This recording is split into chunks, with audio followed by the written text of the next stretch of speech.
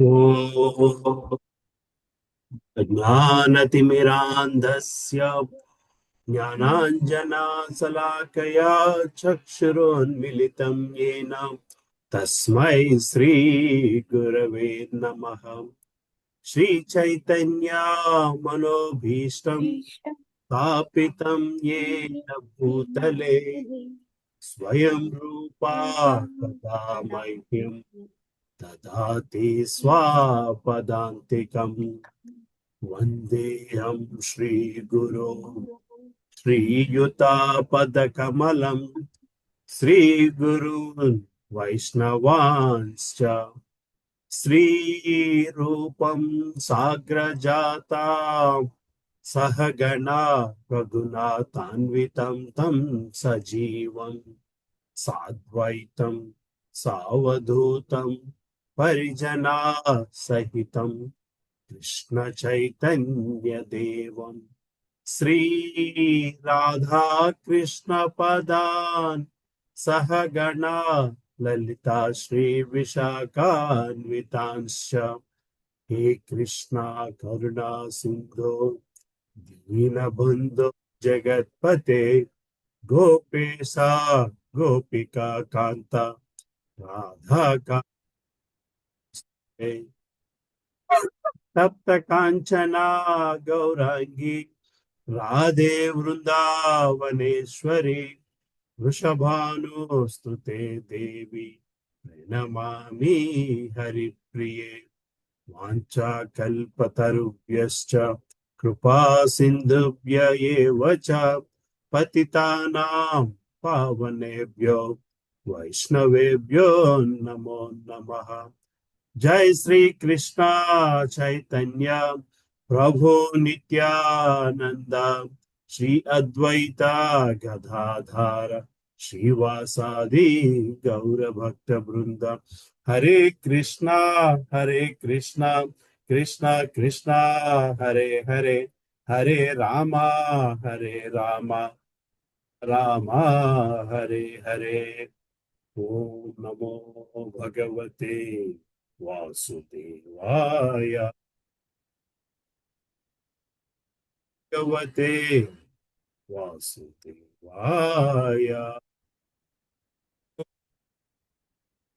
ते वासुदेवाय।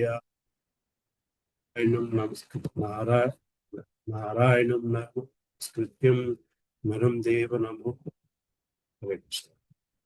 नारायणं नमस्कृत्यं नरं चैव नरोत्तमं देवीं सरस्वतीं व्यासं ततो जयमुदीरयेत्।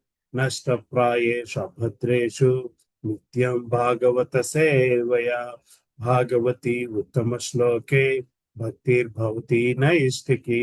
कृष्णाय वासुदेवाय देवकी नन्दनाय च नन्दगोपः कुमाराय गोविंदाय नमो नमः।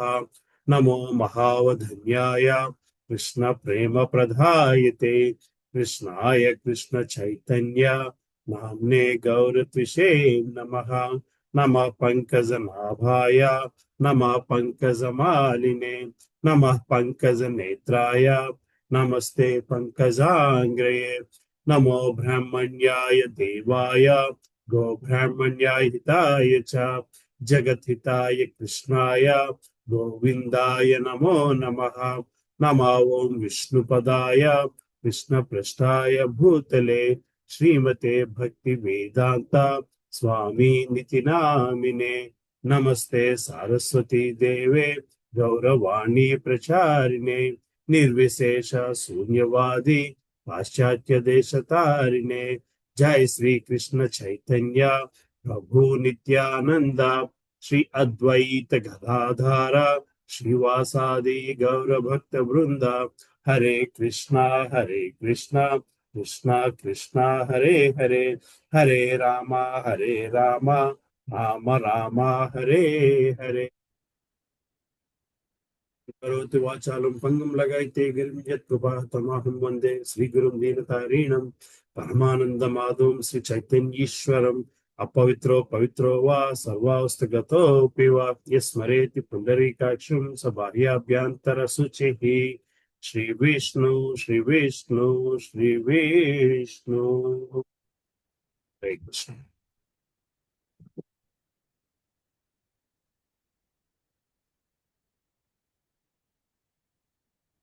So where are we, Amma? 7th chapter. చివరి సెక్షన్ లో 7వ అధ్యాయము ఆఖరి సెక్షన్ లో ఉన్నాం, right? Can you hear me? Yes, Prabhu. Yes, Prabhu. Alright. So 7వ అధ్యాయం అంతా భక్తి యోగము, భగవద్ దివ్య జ్ఞానం, right? So knowledge of the God, భగవంతుని తాలూకా, రైట్? అయితే ఇందులో మనము కొన్ని సెక్షన్స్ చూసాం ఆల్రెడీ. భగవంతుని గురించిన జ్ఞానం యొక్క కీర్తి, శ్రీకృష్ణుడు ప్రకృతుల గురించిన జ్ఞానము, కృష్ణ భగవాను యొక్క శరణాగతి, ఇతర దేవతను అర్చించుడు, సకామ భక్తులు, మాయ నుంచి శ్రీకృష్ణుని యందు భక్తి దాకా ఎట్లా వెళ్ళాలి అని. సో మనం let's go back little bit, couple of shlokas. 25 కూడా చెప్పుకున్నాం అనుకుంటా కదా. So we go back to 24 శ్లోకానికి ఒకసారి వెనక్కి వెళ్తే, నన్ను సమగా ఎరుగని మందబుద్ధులు దేవాది దేవుడైన శ్రీకృష్ణుని తొలుతూ నిరాకారుడై ఉండి ఇప్పుడు ఈ రూపము దాల్చితను భావిద్దురు. అజ్ఞానవశమున వారు ఆశ్రయితమును మరియు అత్యున్నతమునకు నా దివ్య స్వభావమును ఎరుగలేరు. సో భగవంతుని గురించి మనం తెలుసుకోవాలి అనుకున్నప్పుడు భగవంతుని ఎట్లా తెలుసుకోలేకపోతున్నారో వాళ్ళ పరిస్థితిని శ్రీకృష్ణ భగవాన్ ఇక్కడ ఎక్స్ప్లెయిన్ చేసుకొస్తున్నాడు, రైట్? భగవంతుని గురించి తెలుసుకుందాము అనుకుని భగవంతుని నుంచి తెలుసుకోగలడము కూడా ఆయన కృప మీద ఆధారపడి ఉంటుంది. సో మనము భగవంతుని గురించి తెలుసుకుందాము అన్నంత మాత్రం భగవంతుడు మనకి తెలియాలి అని గ్యారంటీ లేదు. ఎందుకంటే మనం ఆయన గురించి తెలుసుకోవాలన్నా ఆయన పర్మిషన్ ఉండాలి, రైట్? సో 25వ శ్లోకానికి వచ్చేసరికి మాయ తాలూకు తత్వంతో ఎట్లా మనం భగవంతుడిని తెలుసుకోలేకపోతున్నామో చెప్పుకొస్తున్నారు. మూఢులకు మరియు మందబుద్ధులకు నేనెన్నడను వ్యక్తము కాను, వారికి నేను నా యోగమాయిచ్చే కప్పబడి ఇందును, అందుచే వారు నేను అజుడననియు అవ్యయుడననియు ఎరుగరు. ఇక్కడ మూఢులకు మరియు మందబుద్ధులకు నేను ఎన్నడూ వ్యక్తము కాను అంటే భగవంతుడు కూడా శ్రీకృష్ణ భగవానుడు ద్వాపర యుగంలో ఇక్కడ శరీరముగా ఉన్నప్పుడు కూడా చాలా మంది శ్రీకృష్ణ భగవానుని దేవాది దేవుడు అని గ్రహించలేకపోయారు. సో మనం చూస్తే పాండవులు గ్రహించగలిగారు, కుంతిదేవి గ్రహించగలిగింది, కానీ కౌరవులకు వచ్చేసరికి వాళ్ళు శ్రీకృష్ణ భగవానుని కేవలము ఒక ఇంద్రజాలకుడు చేసే మాయగాడు అనే భావనలోనే ఉన్నారు తప్పితే అతని తాలూకా దైవత్వాన్ని గ్రహించలేకపోయారు. ఇక్కడ భగవంతుడు యోగమాయ అన్న పదం వాడారు. మనకి యోగమాయ, మహామాయ 2 మాయలు ఉంటాయి, కానీ ఆయన దృష్టిలో 2 ఒకటే. ఆయన తెలుసుకోలేకపోయే మాయ అన్న భావంతో ఇక్కడ యోగమాయ అన్న పదం వాడారు. కానీ మనకు తెలుసు యోగమాయ అంటే మహామాయకి ఉన్న తేడా తెలుసు. యోగమాయ అంటే భగవంతుడు అని వేరొక రీజన్ తో గ్రహించలేకపోవడం, బట్ భగవంతునితోని బంధాన్ని ఏర్పరచుకోగలడం గల శక్తి ఉన్నది యోగమాయ. కానీ ఇక్కడ భగవంతుడు మూడుల గురించి 2 మాయలు ఆయన దృష్టిలో సమానము మాయ, కాబట్టి ఆయన గ్రహించలేకపోవడమే మనం నేర్చుకోవాల్సిన విషయం ఇక్కడ. సో మూఢులు మరియు మందబుద్ధులకు నేను ఎన్నడూ వ్యక్తము కాను, వారికి నేను నా యోగమాయచే కప్పబడినందును, అందుచే వారు నేను అజుడననియు అవ్యయుడని ఎరుగరు. సో భగవంతుని తాలూకు పొటెన్సీ వాళ్ళు గ్రహించలేకపోతున్నారు ఎవరు మూడు లాంటి వ్యక్తులు. సో వాళ్ళు ఏమనుకుంటున్నారయ్యా అంటే భగవంతుడు కూడా మామూలు రూపంలోని మనలాగా ఆయనకి కూడా జననం ఉంది, మరణం ఉంది అనుకుంటున్నారు తప్పితే ఆయన లీలలని అర్థం చేసుకోలేకపోతున్నారు. ఆయన తాలూకా గొప్పతనాన్ని, ఆయన తాలూకు శక్తిని, ఆయన తాలూకు పొజిషన్ ని అర్థం చేసుకోలేకపోతున్నారు అని చెప్పుకొస్తున్నారు. అంటే భగవంతుడిని అర్థం చేసుకోలేకపోవడానికి కారణము మాయ అనేది ఒక కారణము అని గ్రహించగలగాలి. మరి ఆ మాయకి కారణాలు ఏంటనేది నెక్స్ట్ శ్లోకాన్ని చూద్దాం. 7.25 శ్లోకం లాస్ట్ వీక్ చూసాం కదమ్మా. ఈ శ్లోకం 725 చూసాం కదమ్మా శ్వేత మాతాజీ? చూసాం Prabhuji. Okay, so we'll start with 726. So 26వ శ్లోకం ఎవరు చదువుతారమ్మా? నేను చదువుతాను ప్రభుజీ. చదువు. ఓకే. సుజాత చదువు. Yeah okay. యా పార్వతి చదవండి. వేద ఓకే. హరే కృష్ణ. వేదాహం సమతీతాని వర్తమానాని చార్జున భవిష్యాని చ భూతాని మాం తు వేద న కశ్చన. అనువాదము. ఓ అర్జున, దేవాది దేవుడనైన నేను గతములో జరిగిన సమస్తమును, ప్రస్తుతము జరుగుతున్న సర్వమును, భవిష్యత్తులో జరుగుతున్న సర్వమును ఎరుగుదును. అదే విధముగా జీవులందరినీ నేను ఎరుగుదును, కానీ నన్నెవరును ఎరగరు. హరే కృష్ణ. సో భగవంతుని తాలూకా శక్తి తాలూకా ఆయన తాలూకా పొజిషన్ ఎస్టాబ్లిష్ చేసుకోవడానికి ఇది ఒక శ్లోకం మళ్ళీ భగవంతుడు చెప్తున్నారు.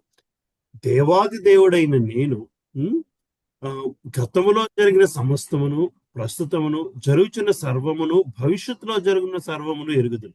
అదే విధముగా జీవులందరినీ ఎరుగుదును, కానీ నన్నెవరూ ఎరుగరు.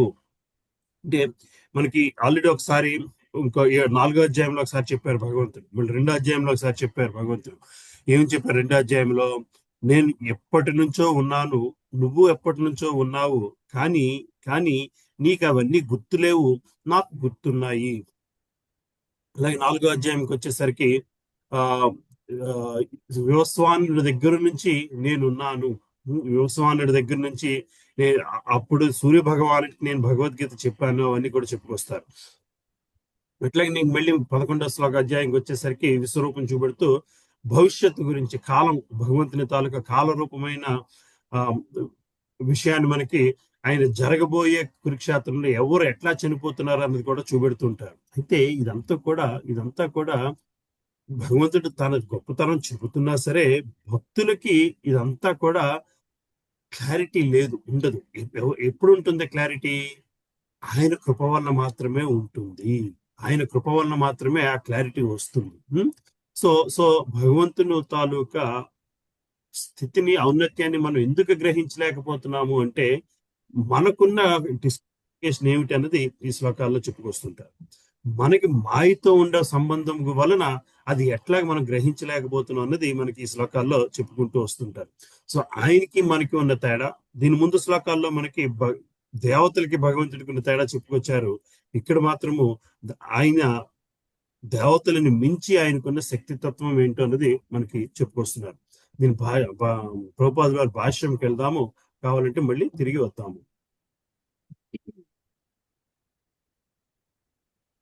సాకార మరియు నిరాకార తత్వములకు సంబంధించిన వివాదము ఇక్కడ స్పష్టంగా వివరింపబడింది. మాయావాదులు భావించినట్లుగా దేవాది దేవుడు శ్రీకృష్ణుని రూపము మాయ అయినచో సాధారణ జీవుల వలె అతడు దేహమును మార్చుచు గడిచిన జన్మను విస్మరింపవలెను. భౌతిక దేహదారులు ఎవరు గడిచిన జన్మను గుర్తించుకొనట, లేక రాబో జన్మ గురించి భవిష్యత్తులు పలుకుట, లేక ప్రస్తుత జన్మ యొక్క ఫలితములు ఊహించట కానీ చేయలేరు.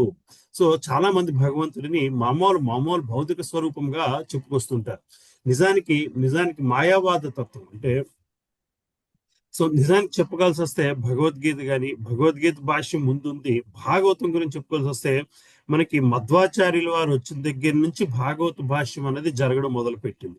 అంతకు ముందు మరి శంకరాచార్యుల వాళ్ళు భగవతం గురించి ఎక్కడో మాట్లాడలేదు. భగవత్ తత్వము, శ్రీకృష్ణ తత్వం గురించి ఎక్కువగా మాట్లాడలేదు. కానీ భాగవతంలో ఉండే భక్తి భావన అంతా కూడా వాళ్ళు మాట్లాడినా సరే కృష్ణ పరమాత్మ గురించి మాట్లాడారు. సో మరి వీళ్ళు భాగవతాన్ని ఎట్లాగా అర్థం చేసుకుంటారు అంటే, భగవంతుడు శ్రీకృష్ణ పరమాత్ముడు ఒక రూపం కింద భూమి మీద వచ్చారు, ఆయన చేసిన చర్యలన్నీ కూడా సింబాలిక్ గా తీసుకోవాలి అన్న భావనలో ఉంటుంటారు. అంటే ఆయన కథలన్నీ కూడా ఒక సింబాలిజం. ఆయన కథలన్నీ కూడా ఆయన ఒక శరీరంతో వచ్చారు, శరీరంతో వెళ్ళిపోయారు అన్న భావనలో ఉంటారు. కానీ దానిని ఇక్కడ మనకి శ్రీ ప్రభుపాదులో తీసిపారేస్తున్నారు. సాకార మరియు నిరాకార తత్వానికి సంబంధించిన వివాదం ఇక్కడ స్పష్టంగా వివరింపబడింది. మాయావాదులు భావించినట్లుగా దేవాది దేవుడు శ్రీకృష్ణుడి రూపము మాయ అయినచో సాధారణ జీవుల వలె అతడు దేహమును మార్చుచు గడిచిన జన్మను విస్మరింపవలెను. భగవంతుడు కేవలము ఒక అవతారము, మామూలు ఒక శక్తి తత్వము కృష్ణుని రూపంలో వచ్చింది అనుకుంటే ఆయన కూడా మనలాగా మరుపు అన్నది ఉంటుంది. కానీ భగవంతుడు ఇక్కడ ఆ డిఫరెన్షియేషన్ చేస్తున్నాడు. భౌతిక దేహదారులు ఎవ్వరును గడిచిన జన్మను గుర్తించుకొనుట, లేక రాబో జన్మను గురించి భవిష్యత్తు పలుకుట, లేక ప్రస్తుత జన్మం యొక్క ఫలితములు ఊహించట కానీ చేయలేరు. కనుకనే భూత భవిష్యత్తు వర్తమానమును అతను ఎరుగుజాలు. భౌతిక కల్మషం నుంచి విముక్తి పొందనిదే ఎవరు కూడా భూత భవిష్యత్తు వర్తమానం ఎరుగుజాలరు. అంటే సో భౌతిక తత్వం తాలూకా క్యారెక్టర్స్ చెప్పుకొస్తున్నారు. భౌతిక తత్వము క్యారెక్టర్స్ అంటే భౌతిక ప్రపంచంలో ఉండే వాడి కాల్ ఇట్ నెగిటివిటీ అన్నట్టు భౌతిక లిమిటేషన్స్ ఆఫ్ మెటీరియలిస్టిక్ వరల్డ్. భౌతిక తత్వంతో ఉండే లిమిటేషన్స్ ఏమిటయ్యా అంటే మరుపు అన్నది ఒకటి. కానీ భగవంతుడు ఆధ్యాత్మిక తత్వంలో ఉన్నాడు కాబట్టి ఆయనకి అన్ని గుర్తుంటాయి. భగవంతుడు ఆధ్యాత్మిక స్వరూపుడు కాబట్టి అవన్నీ గుర్తుంటాయి, మనకు అవన్నీ గుర్తు లేవు అని చెప్పుకొస్తున్నారు. అంటే ఇక్కడ మనం గ్రహించాల్సింది ఏంటంటే భౌతిక తత్వం ఎంత పవర్ఫుల్ అంటే భగవంతుడి నుంచి డిఫరెన్షియేట్ చేయడమే కాదు, భగవంతుడిని గుర్తించలేకపోవడం కూడా జరుగుతుంది. సాధారణ మానవునికి భిన్నముగా శ్రీకృష్ణ ఇక్కడ తాను భూతకాలమును గడించిన సర్వమును, ప్రస్తుతం జరుగుతున్న సమస్తమును, భవిష్యత్తులో జరుగుతున్న సర్వమును సంపూర్ణముగా ఎరుగుందని స్పష్టముగా చెబుతున్నాడు. చతుర్థ అధ్యాయం నందు శ్రీకృష్ణ భగవానుడు లక్షలాది సంవత్సరముల కిందట సూర్యదేవుని వివస్వానికి తాను బోధించిన విషయమును శ్రీకృష్ణుడు జ్ఞప్తి యందు ఉంచుకునేటట్లు మనము చూచి ఉంటుంది. సర్వ జీవుల హృదయమునందు పరమాత్మగా నెలకొని నందున అతడు సమస్త జీవులను ఎరిగి ఉన్నాడు.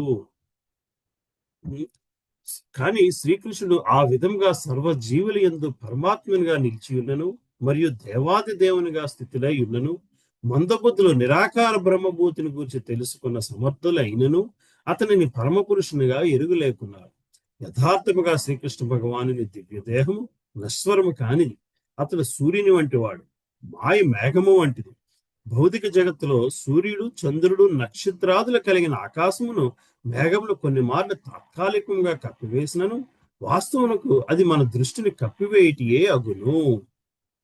సో ఇక్కడ మనం గ్రహించాల్సింది ఏంటంటే మళ్ళీ భగవంతుని మనం ఎందుకు గుర్తించలేకపోతున్నామయ్యా అంటే ఈ మాయ అన్న పొర వలన గుర్తించలేకపోతున్నాము.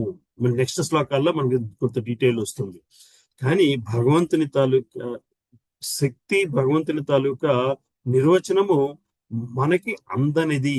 ఎందుకు అందటలేదయ్యా అంటే మనము భౌతిక శక్తితోని ఆవరించి ఉన్నాము. ఈ భౌతిక శక్తి ఒక మాయలాగా భగవంతుడిని మనం సంపూర్ణముగా చూడడానికి అడ్డుగా నిలబడుతుంది, ఒక పొరలాగా నిలబడుతుంది. సూర్యుడిని మేఘము కప్పినంత మాత్రాన సూర్యుడు లేడు అని కాదు, సూర్యుడు మనకు కనబడటలేదు. అట్లాగనే భగవంతుడిని మనం సంపూర్ణముగా తెలుసుకోలేకపోవడానికి కారణము మాయ అన్నది కారణము. మళ్ళీ ఈ మాయ అన్నది ఎట్లా పోతుందయ్యా అంటే ఆయన కృప వల్లనే పోవాలి, ఆయన కృప వల్లనే పోవాలి. అయితే మరి మనం చేయవలసింది ఏమిటయ్యా అంటే కొంచెం ఆసక్తి చూపించగలగాలి. ఎప్పుడైతే మనం కొంచెం ఆసక్తి చూపించగలుగుతామో, ఆయన తెలుసుకుందాము అన్నది అప్పుడు ఆయన కృప వలనే ఆ మాయ అన్నది విడవడం మొదలు పెడుతుంది అన్నది మనం గ్రహించగలగాలి. సో భగవంతుని తాలూకు మళ్ళీ మూడు తత్వాలని మనకి ఎక్స్ప్లెయిన్ చేస్తున్నారు. శ్రీకృష్ణుడు భగవంతుడికి ఎట్లాగా మనం చేస్తున్న ప్రతిదీ గుర్తుంటుందయ్యా, తెలుస్తుందయ్యా అంటే ప్రతి వ్యక్తిలోని కూడా పరమాత్మ రూపంలో నిలిచి ఉన్నాడు మరియు దేవాది దేవునిగా స్థితులై ఉన్నాడు. అలాగే నిరాకార బ్రహ్మానుభూతి, భగవంతుని తాలూకు నిరాకార బ్రహ్మస్వరూపం అంటే ఆయన తేజస్సుని జనాలు నిరాకార బ్రహ్మభూతినిగా తెలుసుకోగల సమర్థత ఉన్నా సరే భగవంతుని తెలుసుకోలేకపోతున్నారు అని చెప్పుకొస్తున్నారు. దీని వలన అంటే మాయాన మేఘము వలన ఏలయనగా సూర్యచంద్రాదులు వాస్తవమునకు కప్పబడరు, అట్లే మాయ కూడా శ్రీకృష్ణ భగవానుని కప్పలేదు. అతడే తన యోగమాయిచే మందబుద్ధులకు మానవులను గోచరించక ఉండును. ఈ అధ్యాయం నందరి 3వ శ్లోకంలో తెలుపబడినట్లు అనేక లక్షలాది జనులలో అతి కొద్ది మంది మాత్రమే మానవ జన్మను సఫలం చేసుకున్నట్టు ప్రయత్నిస్తారు. అట్లు ప్రయత్నించి సఫలీకృతులైన వేలాది మందిలో ఒకనొకడు మాత్రమే శ్రీకృష్ణ వాస్తవముగా అవగతము చేసుకోగలుగుతున్నాడు. ఎవరైనాను నిరాకార బ్రహ్మభూతిని గాని పరమాత్మ అనుభూతిని గాని సాధించినను వారి కృష్ణ చైతన్యం నందు పరిపూర్ణులు కానిదే ఎవ్వరూ దేవాది దేవుడైన శ్రీకృష్ణుని అవగతము చేసుకొనజాలరు. సో భగవంతుని తెలుసుకోవడం అంటే ఒక ఇన్ఫర్మేటివ్ సైన్స్లో ఒక సైంటిఫిక్ ఆర్టికల్ ని ఇన్ఫర్మేషన్ కోసం చూస్తున్నావు, డేటా బేస్డ్ గా చూస్తున్నావు చేస్తే కుదరదు. భగవంతుని తెలుసుకోవడానికి శరణాగతి అన్నది కావాలి, భక్తి అన్నది కావాలి. ఈ రెండు ఎందుకు ద్రోవట్లేదు ముందు శ్లోకాల్లో మనం చూస్తాం. ఎప్పుడైతే ఆ భగవంతుడిని యథాతథంగా తెలుసుకోవాలి అన్న కోరిక కలుగుతుందో అప్పుడు మాత్రమే, ఆయన అంతటా ఆయన కనికరించినప్పుడు మాత్రమే మనము ఆయనని చూడగలుగుతాము. యూనో, ప్రైమ్ మినిస్టర్ ఉన్నాడు, ప్రెసిడెంట్ ఉన్నాడు, మనకు కావాలన్నప్పుడల్లా మనం వాళ్ళని చూడలేము. ఆయనకి మనం చూడాలన్నప్పుడు మనకి అపాయింట్మెంట్ ఇస్తే మనం చూడగలుగుతాం. రైట్? ఎస్, ప్రైమ్ మినిస్టర్ ఉన్నాడు, let me believe, let him come and see me అంటే అది కుదరదు కదా. ప్రెసిడెంట్ ఉన్నాడు, పేపర్లో చూస్తున్నాం, న్యూస్ పేపర్లో చూస్తున్నాము, టీవీలో చూస్తున్నాము, నా ఎదురుంటే కనబడితే కానీ నేను నమ్మను అంటే కుదరదు. మనకి ఎప్పుడు కావాలంటే అప్పుడు వాళ్ళు రారు. వాళ్ళకి రావ మనం చూడాలంటే మనం చూడగలుగుతాం. అదే విధంగా అది కేవలము వ్యక్తులకే అటువంటిది ఉంటే భగవంతుడిని మనము చూడాలి అన్న కోరిక ఎంత బలముగా ఉంటేనే ఆయన మనకి ఆ కోరికను తీర్చగలిగే ఉన్నప్పుడు మాత్రమే మనం ఆయనని వాస్తవంగా తెలుసుకోగలము అన్న విషయాన్ని తెలుసుకోవాలి. ఇక్కడ కనీసం ఎందుకు తెలుసుకోవాలయ్యా అంటే, ఒక పుస్తకంలో చదివినంత మాత్రాన భగవంతుడు మనకు అర్థమైపోడు. మనకున్న ఒపీనియన్ వల్ల భగవంతుడు మనకు అర్థమైపోడు. నాకు ఇట్లా కనబడితేనే భగవంతుడు నిన్ను నమ్ముతాను అంటే కుదరదు. సో కొంత విశ్వాసం ఉండాలి. ఆ విశ్వాసము ఉన్నప్పుడు ఆయనంతటా ఆయన రివీల్ అవుతాడు మన కోసం. ఆయన రివీల్ అయినప్పుడే మనము ఆయనని గ్రహించగలుగుతాము. ఆయనని గ్రహించగలిగినప్పుడు మాత్రమే భక్తి మార్గంలో వెళ్ళగలుగుతాము. అట్లా భక్తి మార్గంలో వెళ్ళగలిగినప్పుడు మాత్రమే ముక్తి అన్నది సంభవిస్తుంది. లేని పక్షంలోని మూడులుగానే మిగిలిపోతాము. మూడులుగా మిగిలిపోవడం అంటే మనకున్న డామినేట్ చేయడమే. మనకున్న ఆలోచన డామినేషన్ తో జీవితాన్ని గడిపేయడమే. అంటే భగవంతుడిని విశ్వసించని ఆలోచనతోని జీవితాన్ని గడిపేయడమే. మనకున్న ఆలోచన అంటే మన శక్తిని మనము నమ్ముకుంటూ ఉన్న ఆలోచనతోని జీవితాన్ని గడిపేయడమే మూడులు చేసే పని. బేసికల్ గా I know how to do it, I know how this works because I can understand anything. ఈ ఐ ఉన్నంత కాలము కూడా మనకి భగవంతుడు ఆ ఐ అన్నదే ఒక మాయ పొరలాగా మనకి భగవంతుడికి అడ్డంగా నిలబడిపోతూ ఉంటుంది. అంటే ఇంకొక వ్యక్తిని భగవంతుడైనా సరే ఆయన గొప్పతనం ఒప్పుకోవడానికి మన అహంకారమే ఒప్పుకోదు. ఇంకొక వ్యక్తి తాలూకా గొప్పతనం, మనకున్న ప్రైడ్, మనకున్న గొప్ప విషయం. ప్రైడ్ ఎక్కడి నుంచి వస్తుంది? ఒక ఏదైనా సాధించిన దాని నుంచి వస్తుంది ప్రైడ్. అంటే మనకున్న పొజిషన్ నుంచి రావచ్చు, మనకున్న పేరు నుంచి, గొప్ప ఫేమ్ నుంచి రావచ్చు, మనకున్న డబ్బు నుంచి రావచ్చు. ఇదంతా కూడా నేను చేయగలిగాను, దీనికి కారణము వేరొక శక్తి ఉంది అని అంగీకరించలేకపోవడమే మాయ అంటే. రైట్? సో చూద్దాం, ఇంకొక శ్లోకం కూడా చూసి కావాలంటే వెనక్కి వద్దాం. 27వ శ్లోకం ఎవరు చదువుతారమ్మా? చదువు. హరే కృష్ణ. ఇచ్చా ద్వేష సముత్తేన ద్వంద్వమోహేన భారత సర్వభూతాని సమ్మోహం సర్గే యాంతి పరం తప. ఓ భరతవంశీయుడా, ఓ శత్రుంజయ, కోరిక మరియు ద్వేషముల వలన జనించిన ద్వంద్వములచే మోహితులై జీవులందరూ మోహమునందే జన్మించుతున్నారు. హరే కృష్ణ. సో ఈ రెండు కారణాల వలన మనం భగవంతుడిని గ్రహించలేకపోతున్నాము.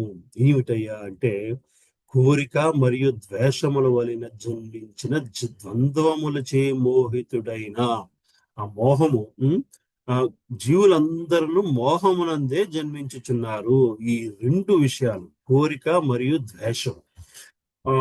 ద్వేషము అంటే ఎక్కడి నుంచి వస్తుంది? ద్వేషము మనకున్న నేను సాధించినది వేరొకరి కృప వల్ల జరిగింది అని ఎవరైనా చెబితే ఆ వ్యక్తి మీద మనకు ద్వేషం వచ్చేస్తుంది. అంటే మన పొజిషన్ ని క్వశ్చన్ చేస్తున్నారు. బేసికల్ గా మన పొజిషన్ ని క్వశ్చన్ చేస్తున్నారు. నువ్వు ఎంత కష్టపడ్డావు, నువ్వు కేవలం నీ కష్టం వల్ల ఇంత గొప్పవాడు అయిపోయావా ఏంటి, దేవుడి కృపలేందే అన్న మాటను కూడా వాళ్ళు యాక్సెప్ట్ చేయలేరు. బేసికల్ గా దుర్యోధనుడి దగ్గరికి వచ్చి నీ గొప్పతనం ఏముంది ఇందులోని? భగవంతుడి కృప వల్ల నువ్వు రాజు అయ్యో, పాండవులను వాళ్ళ వాళ్ళ వాళ్ళ కర్మ వల్ల వాళ్ళ అడవికి వెళ్ళిపోవాల్సింది అంటే అది గ్రహించలేడు, అది అది యాక్సెప్ట్ చేయలేని తత్వం వేసింది. నేను ఇంత కష్టపడి అది మాయాజోతం అవ్వనివ్వండి, వేరొకటి ఇవ్వండి, నేను ఇంత ప్లాట్ వేసాను, అంత చేశాను, ఇంత చేశాను, వాళ్ళ అడవులకు పంపించాను, ఇదంతా నా గొప్ప వల్లనే. వేరొకరిని గొప్ప అనేది యాక్సెప్ట్ చేయలేని తత్వము మరియు కోరిక అంటే వేరొకటి సాధిద్దాము అన్న డిజైర్ తోని ఉండే ఈ రెండిటి వలన జనించిన ద్వంద్వములచే మోహితుడైన జీవులందరూ మోహములందే జన్మిస్తున్నారు. దీని వలన భగవతత్వాన్ని గ్రహించలేకపోతున్నారయ్యా అని అర్జునుడికి కృష్ణుడు చెప్తున్నాడు. అంటే కృష్ణుడు అర్జునుడికి ఇవన్నీ ఎందుకు చెప్తున్నాడు అంటే, కేవలము నువ్వేదో యుద్ధం చేసేసి చంపేస్తున్నాను అనుకుంటున్నావు, దీనికి నువ్వు అట్లాగా అనుకోవడానికి కారణం ఏమిటయ్యా అంటే ఈ కోరిక ద్వేషము ఈ రెండిటి వలనను ఈ ఈ ఈ రెండిటిని వలన మోహితుడవడం వలనే మళ్ళీ మనకి జన్మ అంటూ వస్తుంది. మొదట కోరిక ఏదో గొప్పగా ఉంది, భౌతిక ప్రపంచము ఆధ్యాత్మిక ప్రపంచం కంటే గొప్పగా ఉందేమో అనే కోరికతోని మనకి చిన్న కోరిక ఉంటుంది. ఆ కోరిక ఎట్లా మారుద్దంటే, భగవంతుడు దగ్గర కంటే కూడా ఈ భౌతిక ప్రపంచంలోని ఇంకొంచెం బాగుంటదేమో అన్న కోరిక ఉండగా, కేవలం ఆ కోరిక ఉన్నంత మాత్రాన మనము ఆ ప్రపంచం నుంచి వదిలేసి రాలేదు. కృష్ణ పరమాత్ముడిని కొంత ద్వేషం వలన కూడా ఆయనని ఆ కోరిక ఎంతవరకు తీసుకువెళ్ళుద్దంటే, కృష్ణుడి దగ్గరే కాదు బయట ఇంకా బెటర్ గా ఉంటుంది. For example, people change jobs,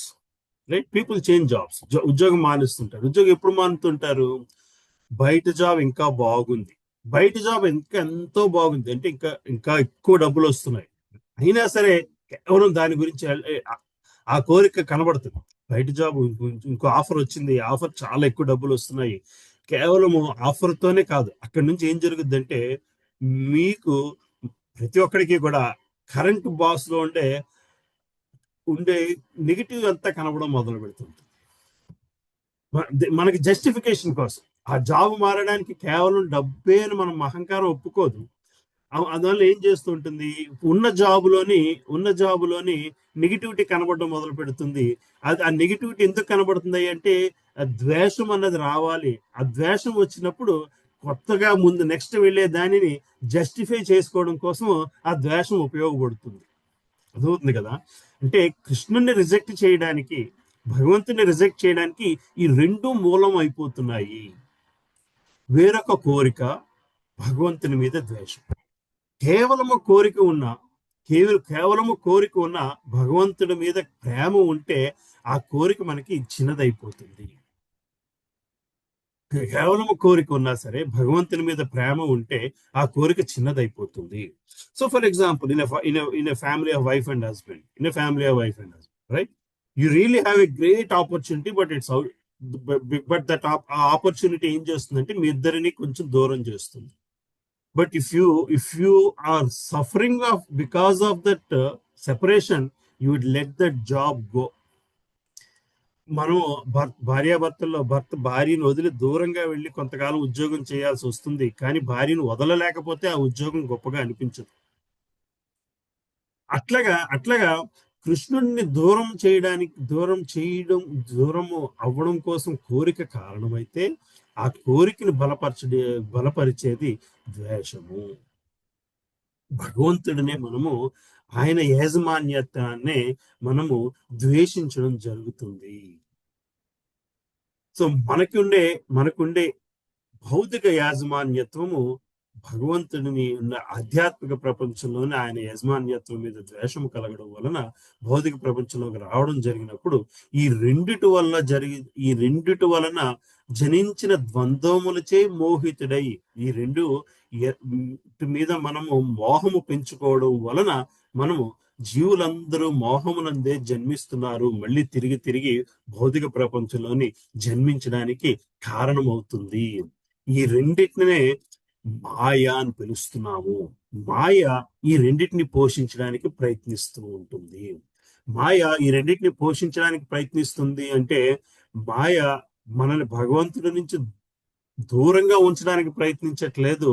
మనకి ఉన్న ఈ కోరికని, మనకి ఉన్న ద్వేషాన్ని ఒక ఒక బ్రేకింగ్ పాయింట్ దాకా తీసుకువెళ్ళి ఇది కాదు అని మనం గ్రహించే అంతటి స్థితికి తీసుకువెళ్ళడానికి మాయ సహకరిస్తుంది. బట్ ఈ ప్రాసెస్ లోని అంతకాలం కూడా మనం భగవంతుడికి దూరంగా ఉండడం జరుగుతుంది. దీని భాష్యం చదువుదాము. Then will come back again.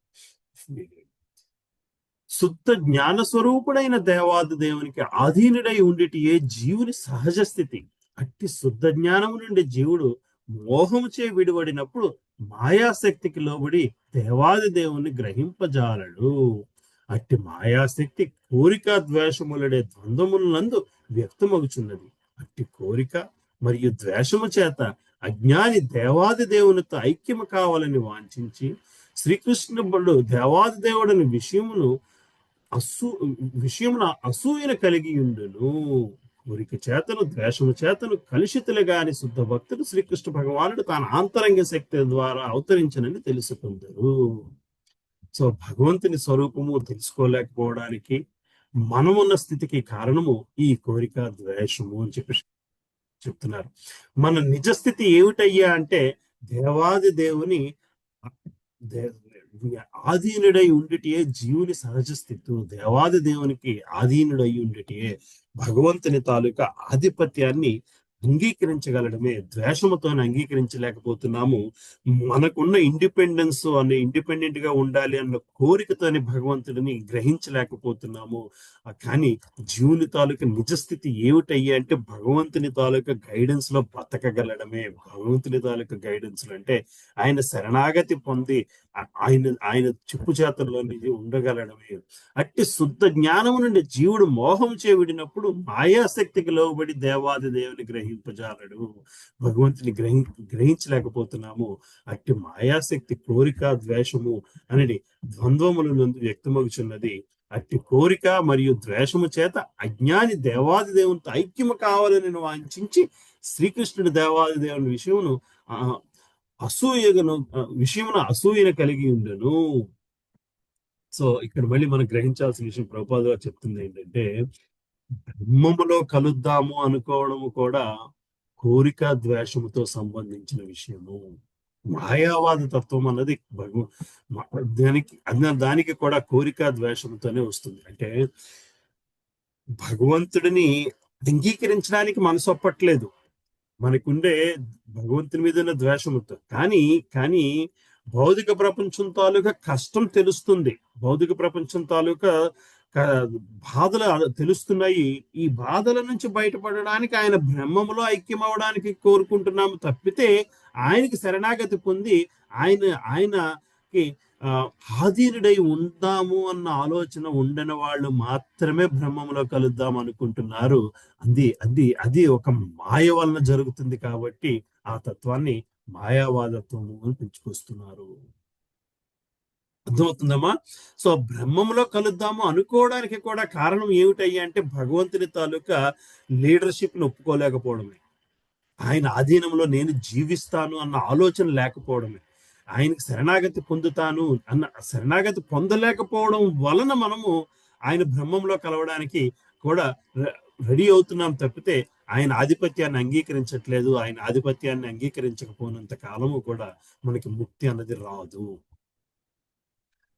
కంసుడికి ముక్తి వచ్చింది, పూతనికి ముక్తి వచ్చింది అని చెప్తుంటాం. వాళ్ళందరూ కూడా బ్రహ్మంలో కలిసేంత వరకే వెళ్ళగలరు. కానీ ఎందుకంటే వాళ్ళెవరూ కూడా భగవంతుని తాలూకా దైవత్వాన్ని అంగీకరించలేదు, వాళ్ళ స్థితిని గ్రహించలేదు. సో మనం రెండింటినీ గ్రహించగలగాలి. భగవంతుని తాలూకా ఆధ్యాత్మిక స్థితి, జీవుని తాలూకా అనాధ్యాత్మిక లేదా భౌతిక స్థితిని గ్రహించగలగాలి. సో జీవుని తాలూకా భగవంతుని తాలూకా ఆధ్యాత్మిక స్థితి, జీవుని తాలూకా ఆధ్యాత్మిక స్థితి కూడా ఉంది. మాయ వలన ఆ ఆధ్యాత్మిక స్థితిని గ్రహించలేక భౌతిక స్థితిలో ఉండిపోతున్నాము. భౌతిక స్థితి నుంచి బయటపడిన తర్వాత భగవంతుని తాలూకా ఆధ్యాత్మిక స్థితిని గ్రహించలేక మనము ఆ మధ్యలో ఉండిపోతున్నాము అన్నది గ్రహించగలగాలి. కోరిక చేతను ద్వేషము చేతను కలుషితము గాని శుద్ధ భక్తులు శ్రీకృష్ణ భగవానుడు తన ఆంతరంగ శక్తి ద్వారా అవతరించినని తెలుసుకుందరు. కానీ ద్వంద్వముల చేతను అజ్ఞానము చేతను మోహితులైన వారు దేవాది దేవుడు భౌతిక శక్తులచే సృజింపబడిన భావింతురు. అది వారి దురదృష్టం. మోహితులైన అట్టి మానవుడు ఇది నా భార్య, ఇది నా గృహము, ఈ గృహమునకు నేను యజమాని, ఈవిడికి నేను భర్తను అని భావించుచు గౌరవ అగౌరవములను సుఖదుఖములను స్త్రీ పురుషులు శుభశుభములనే ద్వంద్వములతో మునిగి ఉందురు. ఇవి ఏ మోహకారక ద్వంద్వములు. అట్లు మోహితులైన వారు పూర్తిగా మూర్ఖులొకటి చేత వారు దేవాది దేవుడైన శ్రీకృష్ణుని అవగతము చేసుకొనజాలరు. సో మనము ఎప్పుడు దాకా అయితే ఈ నా నా నా నా నా భావంలో ఉంటూ ఉంటామో, ఈ ప్రపంచానికి, నా చిన్న ప్రపంచానికి నేనే రాజు, నా ఈ చిన్న ప్రపంచానికి నేనే యజమాని అన్న భావనలో ఉంటూ ఉంటామో అంతకాలము కూడా ఈ సుఖ దుఃఖాలు, మాన అవమానాలు అనుభవిస్తూ వాటికి నేనే రాజుని అన్న భావనలో నిలబడినంత కాలము కూడా భగవంతుడిని అర్థము చేసుకోలేము అని చెప్పి మనకి ఇక్కడ శ్రీల ప్రభుపాదులు వారు చెప్తున్నారు. అర్థమవుతుందమ్మా ఎనీ క్వశ్చన్స్ సోఫార్? భగవంతుడికి మనకి మధ్యలో ఏంటి నిలబడుతుంది అన్నది ఎక్స్ప్లెయిన్ చేసుకొస్తున్నారు. ఇటువంటి విషయం వలన మనము భగవంతుని గ్రహించలేకపోతున్నాము.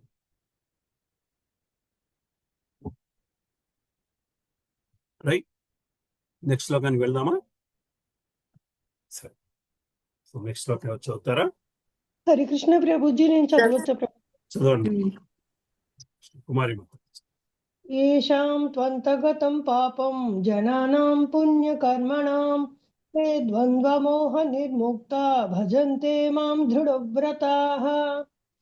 పూర్వజన్మములందు ప్రస్తుత జన్మమునందు పుణ్యకార్యములను చేయుచు పాపములను పూర్తిగా నశింప చేసుకునిన మనుజులు ద్వంద్వ మోహముల నుండి విడిపడిన వారై నా సేవయందు దృఢవ్రతముతో నెలకొనెదరు. Thank you Prabhuji. సో దీనికి ఎక్కడి నుంచి వస్తుందో, ఇది ఒక జన్మలో తీరిపోయగలిగే విషయం కాదు. ఈ పూర్వ జన్మములందు ప్రస్తుత జన్మనందు పుణ్యకర్మలను అనుసరించు పాపములు పూర్తిగా నశింపజేసుకునేను మనోడు ద్వంద్వ మోహము నుంచి విడిపడిన వారై నా భక్తి యొక్క సేవ యందు దృఢ నిశ్చయముతో నెలకొనేదరు. సో మళ్ళీ భగవంతునితోని ఆ సేవకి దృఢ నిశ్చయం కావాలి. ఆ నిశ్చయత్వం లేనిదే భగవతత్వము మనకు అర్థం కాదు. దృఢ నిశ్చయం ఎక్కడి నుంచి వస్తుంది? ఆ నిశ్చయం, దృఢ నిశ్చయం మామూలు కాదు. దృఢ నిశ్చయంతో భక్తి యొక్క సేవ చేయవలెను. అంటే చాలా మంది భక్తి సేవ ఎట్లా చేస్తారంటే అది ఒక పుణ్యకార్యం కింద చేసుకొస్తూ ఉంటారు. అది ఒక పుణ్యకార్యం కింద చేస్తూ చేస్తూ చేస్తూ ఒక స్టేజ్ లో సరెండర్ అవ్వడం మొదలు పెడతారు. సో పుణ్యకార్యము, చాలా మంది పుణ్యకార్యాలు ఎందుకు చేస్తారు? దీని వలన మంచి జరగాలి,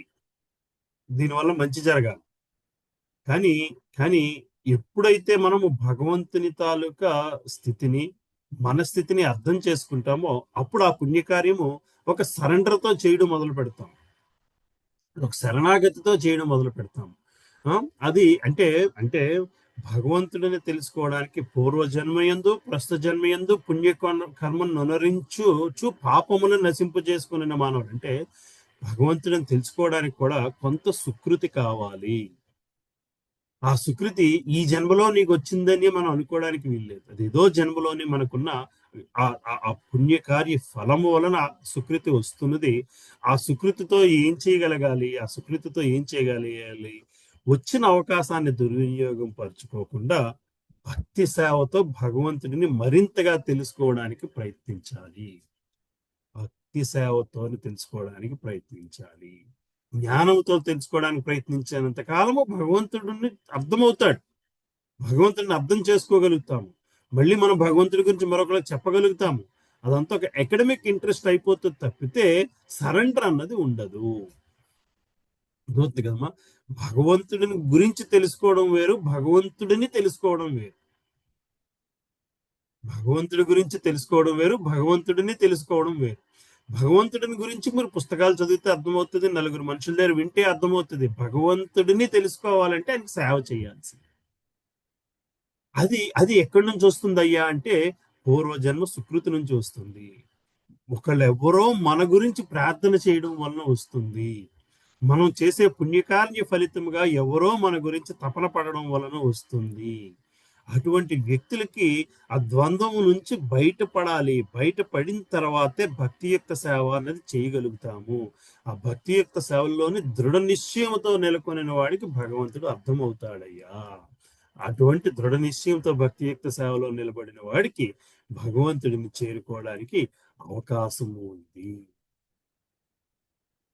అర్థమవుతుంది కదమ్మా. అంటే భగవంతుడిని తెలుసుకోవడము, భగవంతుని చేరుకోవడము కూడా అంత సులభమైంది అని అనుకోవడానికి వీలు లేదు. బేసికలీ మనం తెలుసుకోవాల్సిన విషయం. ఆధ్యాత్మిక స్థితిని పొందుటకు అర్హులైన వారు ఈ శ్లోకమున పేర్కొనబడేది. పాపులు, నాస్తికులు, మూర్ఖులు, వంచుకులైన వారికి కోరిక మరియు ద్వేషములను, ద్వంద్వములను అతిక్రమించడం మిక్కిలి కష్టము. సో సో శరణాగతి పొందని వాళ్ళకి ఈ కోరిక ద్వేషముని నుంచి బయటపడడము చాలా కష్టము. ఎందుకంటే వాళ్ళు వేరొక మాయతో ఉన్నారు. ఆ మాయ ఏమిటయ్యా అంటే మరింతగా నాకున్నది పెంచుకు వెళ్ళిపోదాము, మరింతగా నాకున్న పవర్ని ఎక్స్టెండ్ చేసుకుందాము, మరింతగా ఆ భౌతిక ప్రపంచాన్ని ఆనందిద్దాము అన్న వ్యక్తిత్వం ఉన్న వాళ్ళు పాపులు, నాస్తికులు, మూర్ఖులు, వంచుకులు అవుతారు. వాళ్ళు ఈ ద్వంద్వాలను అతిక్రమించడం చాలా కష్టము. కేవలము ధర్మ నియమానుసారముగా జీవితమును గడుపుచు పుణ్యకార్యములను అనర్చుట ద్వారా పాప ఫలమును నశింప చేసుకునే వారే భక్తి యొక్క సేవను అంగీకరించి క్రమముగా దేవాది దేవుని శుద్ధ జ్ఞానమును పొందు స్థితికి ఎదగగలుగుతారు. సో పుణ్యకార్యాలు మనల్ని ఎక్కడికి తీసుకువెళ్ళాలయ్యా అంటే భగవంతుని తాలూకు స్థితిని సంపూర్ణముగా అర్థం చేసుకునే స్థితికి తీసుకువెళ్ళగలగాలి. అది ఎక్కడి నుంచి వస్తుంది అయ్యా అంటే శరణాగతి పొందడం వలన భక్తియుక్త సేవను చేయడం వల్లనే వస్తున్నది. పిమ్మట వారు క్రమముగా భగవాని పారవస్యంతో ధ్యానింపగలుగుతారు. ఆధ్యాత్మిక స్థితి ఎందు నెలకొనుటకు ఇది సరైన పద్ధతి. శుద్ధ భక్తుల సాంగత్యమున కృష్ణ చైతన్యము ద్వారా ఇట్టి పురోభివృద్ధి సాధ్యపడగలదు. ఎందుకనగా మహాభక్తుల సాంగత్యమున మానవుడు భ్రాంతి నుంచి విడవడగలుగుతాడు. సో మనము ఎప్పుడైతే ఒక ప్రాక్టీసింగ్ ప్రొసీజర్ లో ఉన్నామో, కృష్ణ చైతన్యం ఇస్కాన్ అన్న ప్రొసీజర్ లో ఉన్నాము. ఇస్కాన్ ఏం చేస్తుందయ్యా అంటే మీరు అడిగినా అడగకపోయినా ఇస్కాన్ లో నిలబడితే శుద్ధ భక్తుల సాంగత్యము మనకి దొరికేలాగా చేస్తుంది. మీకు నచ్చినా నచ్చకపోయినా శుద్ధ భక్తుల సాంగత్యం దొరికేలా చేస్తుంది. ఆ శుద్ధ భక్తుల సాంగత్యం ఏం చేస్తుందయ్యా అంటే ఎందుకు వాళ్ళు శుద్ధ భక్తుల సాంగత్యం మన మీద ఇన్ఫ్లుయెన్స్ చేస్తుందయ్యా అంటే వాళ్ళు మనకి రోల్ మోడల్ గా కనబడే స్థితికి మనం ఎదిగినప్పుడు ఆటోమేటిక్ గా మనము అరే ఈ వ్యక్తులు ఇలా జీవించగలుగుతున్నారు కదా, నేను ఎప్పుడు ఈ కోరిక దీంతోనే ఉన్నాను, ఈ కోరిక ద్వేషాల మధ్య కొట్టుమిట్టలాడుతున్నాను, ఈ వ్యక్తులు ఇంత ప్యూర్ గా ఎట్లా ఉండగలుగుతున్నారు అన్న ఆలోచన మనలో రావడం మొదలు పెట్టగానే మనము ఈ కోరిక ద్వేషాలని విడిచిపెట్టగలిగే స్థితికి ఎదగగలుగుతాము. అది ఇస్కాన్ మీకు ఆటోమేటిక్ గా ఇస్తుంది. ఎప్పుడైతే మీరు ఇస్కాన్ ప్రాక్టీసెస్ ని ఫాలో అవ్వడం మొదలు పెడుతున్నారో ఆ శుద్ధ భక్తుల సాంగత్యం దొరుకుతుంది. ఆ శుద్ధ భక్తుల సాంగత్యంలోని ఆధ్యాత్మిక స్థితిలో నెలకొనడానికి అది ఉపయోగపడుతుంది. ఎందుకు ఆధ్యాత్మిక స్థితిలో నెలకొనడానికి ఉపయోగపడుతుంది అంటే ఆ కోరికని ద్వేషాలని పక్కన పెట్టి భగవంతునికి సేవ చేయగలిగే శుద్ధ భక్తులను మనం చూసినప్పుడు మనము కూడా ఆ విధముగా అవ్వడానికి అవకాశం ఉంటుంది. ఎవరైనా నిజమైన ముక్తిని వాంఛించో వారు భక్తులు సేవించవలెనని శ్రీమద్ భాగవతం నందు తెలుపబడినది. కానీ భౌతిక భావన కలిగిన భౌతికవాదులతో సాంగత్యము కలిగిన వారు జీవితము యొక్క తమోమయ ప్రాంతమును చేర్చు మార్గములను అనుసరించిన వారు అవుతారు. బద్ధ జీవులనందరినీ భ్రాంతి నుండి ఉద్ధరించటకై భగవద్భక్తులందరూ జగమంతటను సంచరించుచూ ఉన్నారు. సో కేవలము మనుషులని భక్తులుగా మార్చడం కోసము, భక్తులుగా ఉద్ధరించడం కోసము శుద్ధ భక్తులు ప్రపంచం అంతా ఉన్నారు. మనము వాళ్ళ సాంగత్యం కోసము పరితపించాలి. అప్పుడు తప్పకుండానే ఈ స్థితికి ఎదగలుగుతాము. శ్రీకృష్ణుని భగవానునికి దాసులమనడే తమ నిజస్థితిని విస్మరించుట అన్నది ఆ భగవానుని శాసనమును ఉల్లంఘించుటేనని నిరాకారవాదులు ఎరుగుజాలం. కనుక మానవుడు తన నిజస్వరూప స్థితి అయిన శ్రీకృష్ణ సేవ యందు పునఃప్రతిష్ఠుడు కానంత వరకు ఆ దేవాది దేవుని అవగాహన చేసుకుంటే గాని, దృఢ నిశ్చయంతో దివ్యమైన అతని భక్తియుక్త సేవ యందు పూర్తిగా నిమగ్నం అయి ఉండట గాని సంభవింపదు. సో సో ఇప్పుడు దాకా నేర్చుకున్న విషయాలు ఏమిటి? కొన్ని విషయాలు మనం అర్థం చేసుకోవాలి. మళ్ళీ ఏమిటి? మనిషి తన నిజ స్థితిని ఏమిటి అన్నది గ్రహించగలగాలి. జీవాత్మ పరమాత్మని చేరడమే తన లక్ష్యము అన్నది గ్రహించగలగాలి. దానికి కావాల్సింది ఏమిటయ్యా అంటే భగవత్ సేవ, భక్తియుక్త సేవ చేయడం అలవర్చుకోవాలి. మనల్ని భక్తియుక్త సేవ నుంచి దూరంగా ఉంచుతుంది ఏమిటయ్యా అంటే కోరిక, ద్వేషము అనే ద్వంద్వాలు మనల్ని భౌతిక ప్రపంచంలోనే ఉండిపోయడానికి కారణం అవుతున్నది. దాని నుంచి మనం బయటపడి భగవంతుని యొక్క భక్తియుక్త సేవలోనికి వెళ్ళగలగాలి. మరి భగవంతుని భక్తియుక్త సేవ అంత సులభంగా వస్తున్నదా అంటే అది పూర్వజన్మ పుణ్య కర్మల సుకృతి వలన వస్తున్నదయ్యా. అంతేకాదు, నువ్వు శుద్ధ భక్తుల సాంగత్యంలో నిలబడగలిగితే, శుద్ధ భక్తుల సాంగత్యంలో నిలబడగలిగితే, మళ్ళీ నిలబడగలడం అన్నది కూడా అంత సులభమైన విషయం కాదు. మనం ఎవరినైనా ఫోర్స్ చేసుకుని ఒక ఏ రాధేశ్యామ్ ప్రభు ప్రోగ్రామ్ కు తీసుకెళ్ళినా వాళ్ళకి ఆ మైండ్ లేకపోతే అక్కడ అందులో అంతసేపు కూర్చోడానికి కూడా మనసు నిలబడదు. పావుగంట 20 నిమిషాల తర్వాత ఏదో కారణం గుర్తుకొస్తుంది, అక్కడి నుంచి బయటపడిపోవాలని చూస్తూ ఉంటారు. అర్థమవుతుంది కదా? ఎందువలన అంటే కోరిక ద్వేషాల మధ్యలో చిక్కుబడి ఉన్నాము అని గ్రహించలేకపోవడం వలన, వాళ్ళ నిజస్థితిని వాళ్ళు గ్రహించలేకపోవడం. ఎప్పుడైతే మనం నిజస్థితిని మనం గ్రహిస్తామో లోపల నుంచి ఒక ఏంటంటారు, ఒక ఫోర్స్ఫుల్ థాట్ ప్రాసెస్ వస్తుంది. అయ్యా నేను టైం వేస్ట్ చేసేసుకుంటున్నానే, ఇది నా జీవిత లక్ష్యము అని నేను గ్రహించలేకపోయిన ఇన్నాళ్ళు, మరి నేను ఈ జీవిత లక్ష్యాన్ని ఇప్పుడు గ్రహించిన తర్వాత ఈ మార్గంలో వెళ్ళాలంటే నేను ఏం చేయాలి అన్న కోరిక లోపల తన్నుకొస్తూ ఉంటుంది. ఎప్పుడైతే ఆ కోరిక తన్నుకొస్తుందో శుద్ధ భక్తుల సాంగత్యము దానిని ఒక క్రియా రూపంలోని ఒక పద్ధతిలో రూపంలోకి తీసుకురావడానికి ఉపయోగపడుతుంది. ఆ పద్ధతి రూపంలో వచ్చినప్పుడు మనకున్న ఫోకస్ భౌతిక స్థితి నుంచి ఆధ్యాత్మిక స్థితికి మారడం జరుగుతూ ఉంటుంది. ఎప్పుడైతే అదొకసారి మారడం జరుగుతుందో మనం భగవంతునికి సేవ చేయడంలోని ఆనందాన్ని పొందడం జరుగుతూ ఉంటుంది. ఎప్పుడైతే ఒకసారి ఆనందాన్ని చవి చూస్తామో ఇక మళ్ళీ వెనక్కి తిరిగి చూసుకోవాల్సిన అవసరం లేని స్థితిలోకి వెళ్ళగలుగుతాము. Right? That is where you find people like he found his groove అంటారు. అంటే అది గ్రహించడం కూడా అంత సులభం కాదు. నా జీవిత లక్ష్యం ఇది, నా జీవిత నిజస్థితి ఇది, నా సనాతన ధర్మం ఇది నేర్పుతుంది అన్నది గ్రహించడం కూడా అంత సులభమైన విషయం కాదు. ఒక్కసారి గ్రహించిన తర్వాత ఆ భక్తుల సాంగత్యంలోని చూసిన ఆనందాన్ని, భగవంతునితో బంధముతో చూసిన ఆనందాన్ని ఒక్కసారి గ్రహిస్తే చాలు, మళ్ళీ మనము వెనక్కి తిరిగి చూసుకోవాల్సిన అవసరం లేని స్థితిలోకి వెళ్ళగలుగుతాము. ఆ స్థితిలోకి వెళ్లకుండా ఉండడానికి కారణాలు ఏంటో మనకి భగవంతుడు ఈ శ్లోకాల్లో ఎక్స్ప్లెయిన్ చేసుకొస్తున్నారు. రైట్?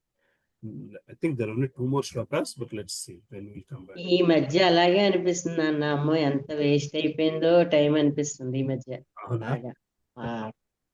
అమ్మో ఇలాగే గడిపిస్తాను, నిన్న ఇలాగే గడిపిస్తాను కదా, మొన్న ఇలాగే గడిపిస్తాను కదా, వేళ ఇలాగే అయిపోతుంది కదా, అలా ఆలోచన అయితే వెళ్ళిపోతుంది. అయిపోతుంది కదా వయసు, అలాగే ఆలోచన చూస్తుండగానే ఇది స్టార్ట్ చేసి ఏడాది అయిపోయింది. మరి ఏడాదిలో మనం ఏమైనా ప్రోగ్రెస్ లేకపోతే టైం వేస్ట్ చేసుకున్న వాళ్ళమే అవుతాం బేసికల్లీ. రైట్? ఏడాది ఏళ్ళు ఈజీగా గడిచిపోతాయి. అమెరికాలో చాలా ఫాస్ట్ గా గడిచిపోతాయి, ఇండియాలో గంట కూడా. ఎందుకంటే అక్కడ ఏమ్మా, అవును ప్రభుజీ, అప్పుడే తెల్లవారి అప్పుడే నైట్ అయిందా అనిపిస్తుంది. అప్పుడే నైట్ తెల్లవారండి. మీరు ఎన్నేళ్ళు అయిపోయింది? అప్పుడే 2 ఏళ్ళు అయిపోయింది ప్రభుజీ. 2 ఏళ్ళు అయిపోయింది అమెరికా. చూస్తుండగానే వెనక్కి తిరిగి చూస్తే 10 ఏళ్ళు అయిపోయింది అమెరికా వచ్చి అనిపిస్తుంది. 10 ఏళ్ళు చేసింది ఏమిటా అంటే గ్రహించాలి అంతే. అక్కడ ఎందుకంటే అక్కడ స్పీడ్ ప్రపంచం కదమ్మా, అంత ఫాస్ట్ గా గడిచిపోతుంటుంది. విలేజెస్ లో మనకి అంత ఫాస్ట్ గా గడవదు. ఎందుకంటే maximum you travel 1-2 kilometres. Cities లోని అమెరికాలోని రోజుకి 30 కిలోమీటర్లు 40 కిలోమీటర్లు ట్రావెల్ చేసేసే వాళ్ళకి టైం చాలా క్విక్ గా గడిచిపోతూ ఉంటుంది. వెనక్కి తిరిగి చూసుకుంటే ఈ ఏడాదిలో చేసింది ఏమిటయ్యా అంటే ఏమీ ఉండదు బేసిక్గా. ప్రభుజీ ఒక క్వశ్చన్ ప్రభుజీ. చెప్పండి ప్రభు. ఆ డౌట్ ప్రభుజీ. సో ఇక్కడ సేవ అంటే టర్మ్ వాడారు ప్రభుజీ. దేవుడి సేవ అంటే ఇది రెగ్యులర్ గా అంటే వేరే వాళ్ళకి సేవ చేయటమా ప్రభుజీ, లేకపోతే దేవుడి సేవ అంటే ఎలా ప్రభుజీ అసలు అది? దేవుడికి సేవ. సో పిల్లలకి సేవ అంటే ఏమిటి? So you serve your little kids, right? Things that they like is what it is basically. భగవంతుని సేవ అంటే, సో పిల్లలకి సేవ చేస్తున్నంటే మనం ఏమి చేస్తే వాళ్ళు మనకి మెచ్చుకుంటారు, వాళ్ళకి నచ్చుతుంది, వాళ్ళకి ఉపయోగపడుతుంది అనేది మనం చేసే సేవ. భగవంతుని సేవ అంటే శ్రవణంతో మొదలవుతుంది ప్రభు. ఆయన గురించి వినడంతో, ఆయన కీర్తించడంతో, అదే భగవత్ సేవ అంటే. కీర్తన, సంకీర్తన. కీర్తించడం అంటే లైక్ చాంటింగ్. చాంటింగ్ ఈజ్ భగవన్ నామస్మరణ. భగవంతుని సేవ అంటే భగవన్ నామస్మరణ. దిస్ ఈజ్ సో భక్తియుక్త సేవ అంటే నవవిధ భక్తిలోని 9 రకాల భక్తుల్లోని you'll have to start somewhere. The most easiest is to start with ఇది శ్రవణం, కీర్తనం, మననం, right? These are the first 3 steps.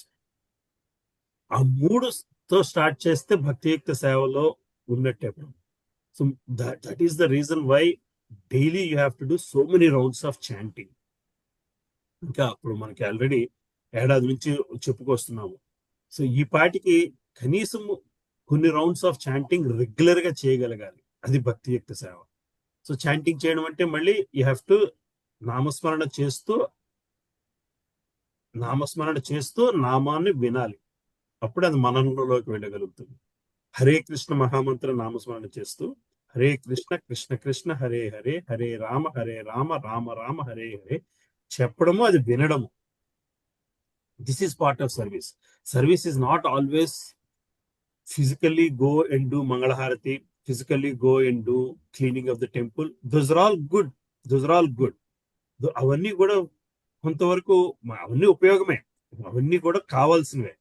కానీ మనస్సు నుంచి వచ్చే సేవ ఏమిటంటే నామస్మరణ, ఆయన గురించి మరింతగా వినాలి అన్న కోరిక, శ్రవణం, భాగవత క్లాసులు వినాలనే కోరిక, ఆయన లీలలు విందాము అన్న కోరిక.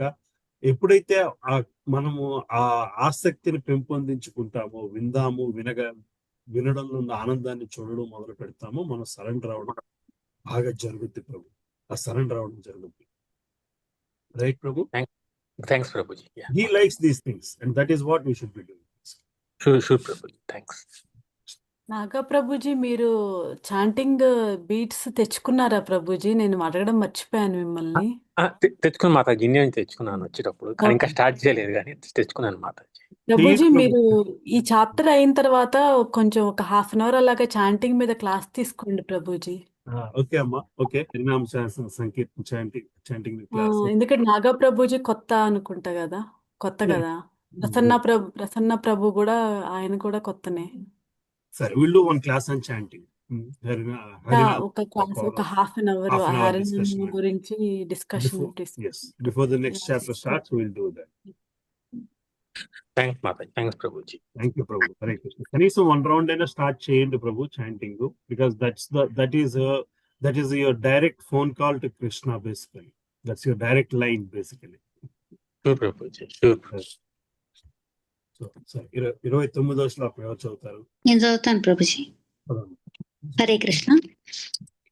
జరామరణ మోక్షాయ మామాశ్రిత్య యతంతి యే తే బ్రహ్మ తద్విదుః కృష్ణం ఆధ్యాత్మం కర్మ చాఖిలం. అనువాదము. వృద్ధాప్యము మరియు మృత్యువుల నుండి ముక్తిని పొందుటకై యత్నించు బుద్ధిమంతులు భక్తియుక్త సేవతో నన్ను ఆశ్రయించుచున్నారు. ఆధ్యాత్మిక కర్మలను గూర్చి సమగ్రముగా నెరింగిన వారగుటచే యథార్థముగా వారు బ్రహ్మస్వరూపులై ఉన్నారు. హరే కృష్ణ.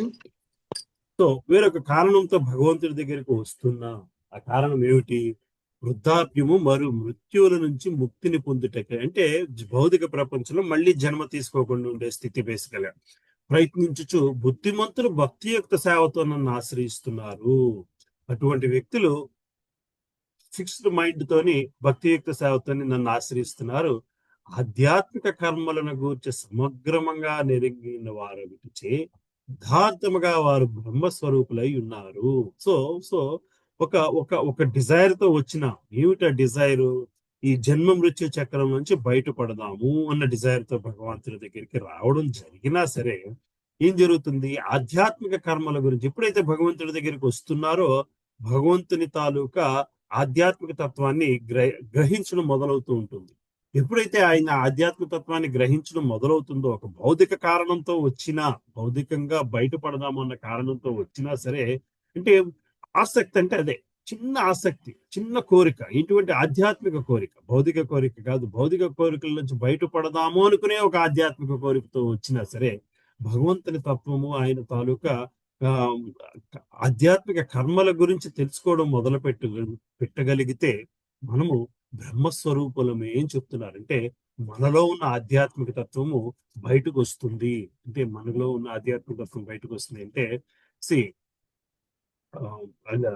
సో మనం ఎప్పుడు కూడా ఇవంతా కూడా సాంఖ్యయోగంలో ఇదంతా చదువుకుంటూ వస్తాం, రైట్? సాంఖ్యయోగంలో ఏం చదువుకుంటున్నాము? పంచభూతాలు, పంచేంద్రియాలు, ఇంద్రియ రుచులు, దెన్ కర్మేంద్రియాలు, ఇవన్నీ స్థూల శరీరం అయితే సూక్ష్మ శరీరానికి సంబంధించిన మనసు, బుద్ధి, అహంకారం గురించి చెప్పుకొస్తున్నాం. వీటన్నిటి మధ్యలోనే ఆత్మ ఉందయ్యా. ఆత్మ ఆత్మ నిజానికి ఆధ్యాత్మిక తత్వం ఉన్నా సరే, ఇవన్నీ కూడా ప్రకృతితో బంధం ఏర్పడడం వలన మనము ఆధ్యాత్మిక తత్వాన్ని గ్రహించలేకపోతున్నాం. ఈ ఆధ్యాత్మిక తత్వాన్ని లేకపోవడానికి కారణము ఈ స్థూల శరీరము, సూక్ష్మ శరీరం, ఇవన్నీ కూడా బయటపడాలి. వీటన్నిటి నుంచి బయటపడాలి. చాలా మంది ఫ్యూనరల్ చూసుంటారు, రైట్? మన భాగవతంలోని 9th క్యాంటోలో ఏదో చాప్టర్ చదువుతుంటే అందులో ప్రభుపాదుల వారు ఒక పర్పట్లో రాసుకొస్తుంటారు. చాలా మంది మనం అందరం కూడా ఏదో సందర్భంలోని ఫ్యూనరల్ అనేది చూస్తాం, ఫిజికల్ గా కాకపోయినా టీవీలో అయినా చూసాం. ఫ్యూనరల్ అయినప్పుడు ఏమవుతుంది? శరీరం కాలిపోతుంది. శరీరం కాలిపోతుంది అంటే పంచభూతాలతో సంబంధించిన విషయం కట్ అయిపోయింది, ఇంద్రియాలకు సంబంధించిన విషయం కూడా కాలిపోయింది.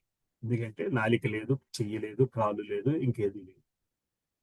సూక్ష్మ శరీరం కూడా కాలిపోవాలి అంటారు. సూక్ష్మ శరీరం కూడా కాలిపోవాలి. మనసు, బుద్ధి, అహంకారానికి సంబంధించిన విషయాలను కూడా ఆ ఫ్యూనరల్లో కాలిపోగలిగితే మిగిలింది శుద్ధాత్మ మాత్రమే. అది చదివేసరికి నాకు ఐ వాజ్ షాక్డ్. ఎంతమంది ఫ్యూనరల్స్ చూసినప్పుడు ఎంతమందిని మనం క్వశ్చన్ చేయగలుగుతున్నాం? మన సూక్ష్మ శరీరం కూడా కాలిపోయింది అని చెప్పగలుగుతున్నామా? మనకు మనం చెప్పుకోగలమా?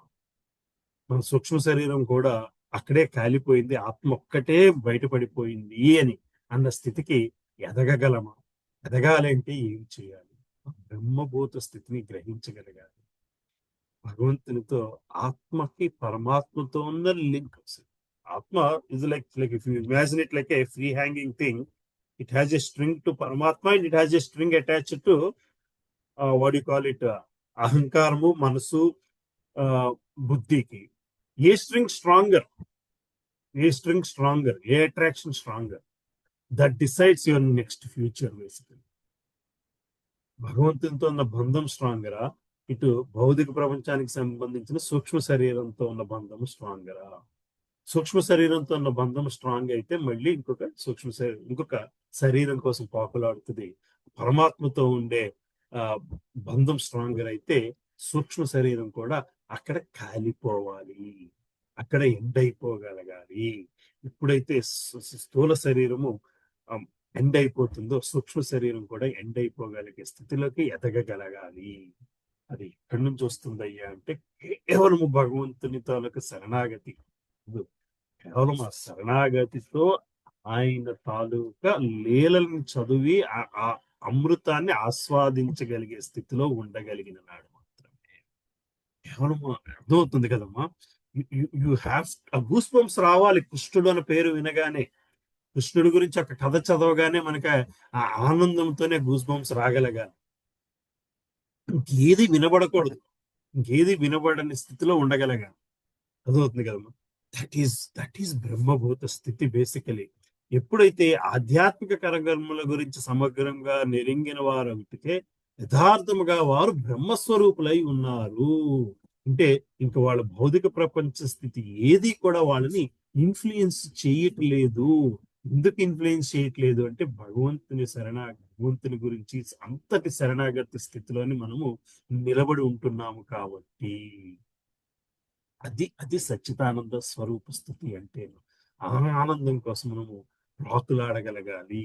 ఇప్పుడు శరీరము సశరీరములో ఉన్నప్పుడే మనం చేయగలం.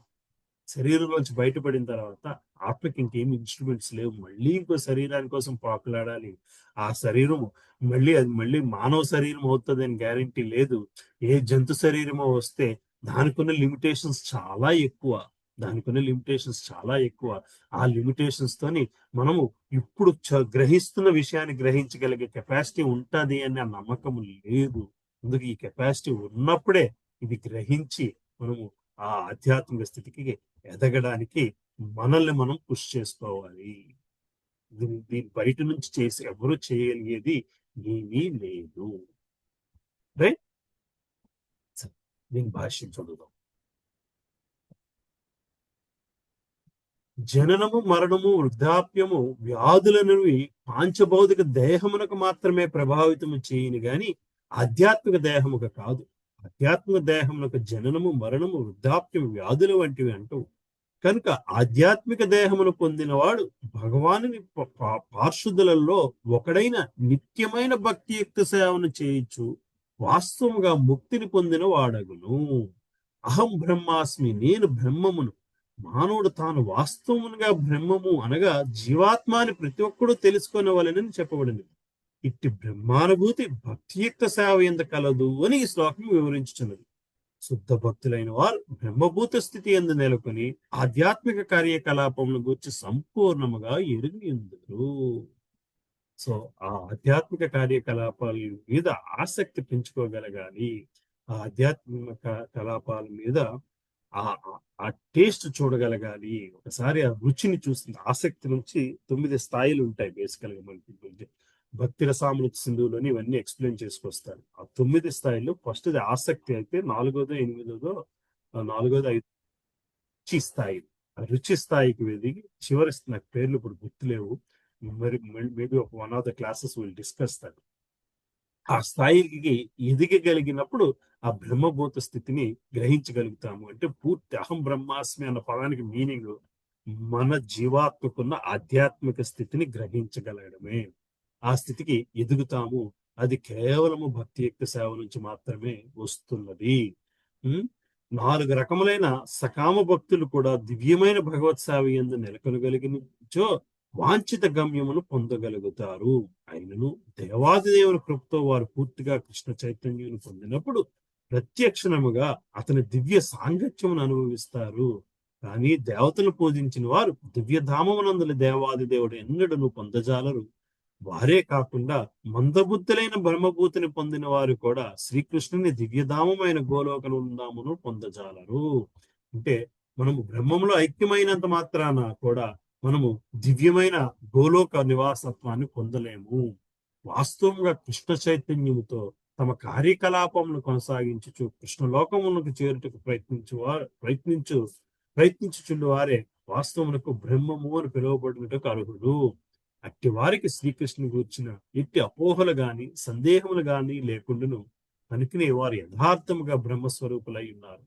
శ్రీకృష్ణ భగవానుని అక్షా విగ్రహం పూజించడం ఎందు నియుక్తులైన వారు లేక భౌతిక బంధ విముక్తి కొరకై ఆ భగవంతుని ధ్యానించే వారు కూడా ఆ భగవానుని అనుగ్రహంచే రాబో అధ్యాయం తెలుపబడినట్లు బ్రహ్మము యొక్క అధిభూతాధి భావమును నెరుకోగలుగుతారు.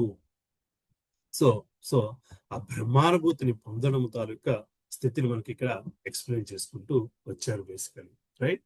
అది ఎక్కడి నుంచి వస్తుందయ్యా అంటే భక్తియుక్త సేవ నుంచే స్టార్ట్ అవుతుంది. అక్కడి నుంచి మాత్రమే అది వస్తున్నది అనేది మనము గ్రహించగలగాలి. Right? Any questions? Can we go to the last shloka? Right, Krishna చదువుతారమ్మా 30వ శ్లోకం. నేను చదువుతాను ప్రభుజీ. హరే కృష్ణ. సాధిభూతాధిదైవం మాం సాధి యజ్ఞం చ ఏ విదుః ప్రయాణకాలేపి చ మాం తే విదుర్యుక్త చేతసః. అనువాదం: నా యందు సంలగ్నమైన మనస్సు కలిగిన వారు దేవాదిదేవుడనైన నన్నే, భౌతిక జగత్తును, సర్వదేవతలను, సమస్త యజ్ఞములను నియమించు వానిగా తెలుసుకుని మరణ సమయమునందును నన్ను దేవాదిదేవుడు అనవగాహనతో ఎరిగియుందురు. హరే కృష్ణ. సో ఈ స్థితి మనల్ని ఎక్కడ దాకా తీసుకెళ్తుంది అయ్యా అంటే చివరి నిమిషం ప్రయాణకాలేన అంటే అంత్యకాలేన బేసికలీ రైట్. నా యందు సంలగ్నమైన మనసు కలిగిన వారు దేవాది దేవుడైన నన్నే, భౌతిక జగత్తును, సర్వ దేవతలను, సమస్త యజ్ఞములను నియమించువానిగా తెలుసుకుని మరణ సమయమునందు నన్ను దేవాది దేవుడిని అవగాహనతో ఎరిగి ఉందరు. అటువంటి వ్యక్తి మాత్రమే ఆ బ్రహ్మబోధ స్థితికి వెళుతాడు. అటువంటి వ్యక్తి మాత్రమే మోహం అదేంటి ముక్తి అనేది సంభవిస్తుంది అని చెప్పి భగవంతుడు ఈ శ్లోకంలో చెప్పుకొస్తున్నారు. అంటే సో లాస్ట్ 5-6 కొన్ని 10 శ్లోకాలు చూస్తే భగవంతునికి ఎందుకు సరెండర్ కాలేకపోతున్నాము అనేది ఎక్స్ప్లెయిన్ చేసుకొచ్చారు. దానికి కారణాలు ఏంటి అడ్డుతున్నాయి అనేది ఎక్స్ప్లెయిన్ చేసుకొచ్చారు. భగవంతుడిని సంపూర్ణంగా సరెండర్ కాలేకపోతున్న వ్యక్తులు బ్రహ్మము వైపు పరిగెడుతున్నారు అని ఎక్స్ప్లెయిన్ చేసుకొచ్చారు. ఆ బ్రహ్మము వైపు వెళ్ళినంత మాత్రాన భగవంతుని తాలూకా నిజస్థితిని అనుభవించలేకపోతున్నారు. ఆయన భగవంతుని నిజస్థితిని అనుభవించగలిగిన వ్యక్తులు ఆయనతో పాటు సారూప్య ముక్తి, సామీప్య ముక్తి, సారిష్ట ముక్తి, వేరొక ముక్తితోని ఆయన తాలూకా సాంగత్యాన్ని పొందగలిగి ఆ ఆనందాన్ని చవి చూడలేని పరిస్థితి సాయుధ్య ముక్తిలో లేదు. సాయుధ్య ముక్తిలోని కేవలము బ్రహ్మంలో కలవడం జరుగుతుంది. కానీ మన నిజస్థితి ఏమిటయ్యా అంటే సాయుధ్య ముక్తి కూడా కాదు. ఈ ఈ ఈ ఆయనకు సమీపముగా ఉండి ఆయన సాంగత్యాన్ని కోరుకుని ఆయన సేవ చేయడము ఈ ముక్తి అన్నిటికంటే కూడా గొప్ప కోరిక అవుతుంది. అటువంటి కోరిక ఎక్కడి నుంచి వస్తుందయ్యా అంటే ఆయన తాలూకు ఔన్నత్యాన్ని ఆయన స్థితిని మన స్థితిని గ్రహించగలిగిన వాళ్ళు ఆ స్థితికి ఎదగలుగుతారు.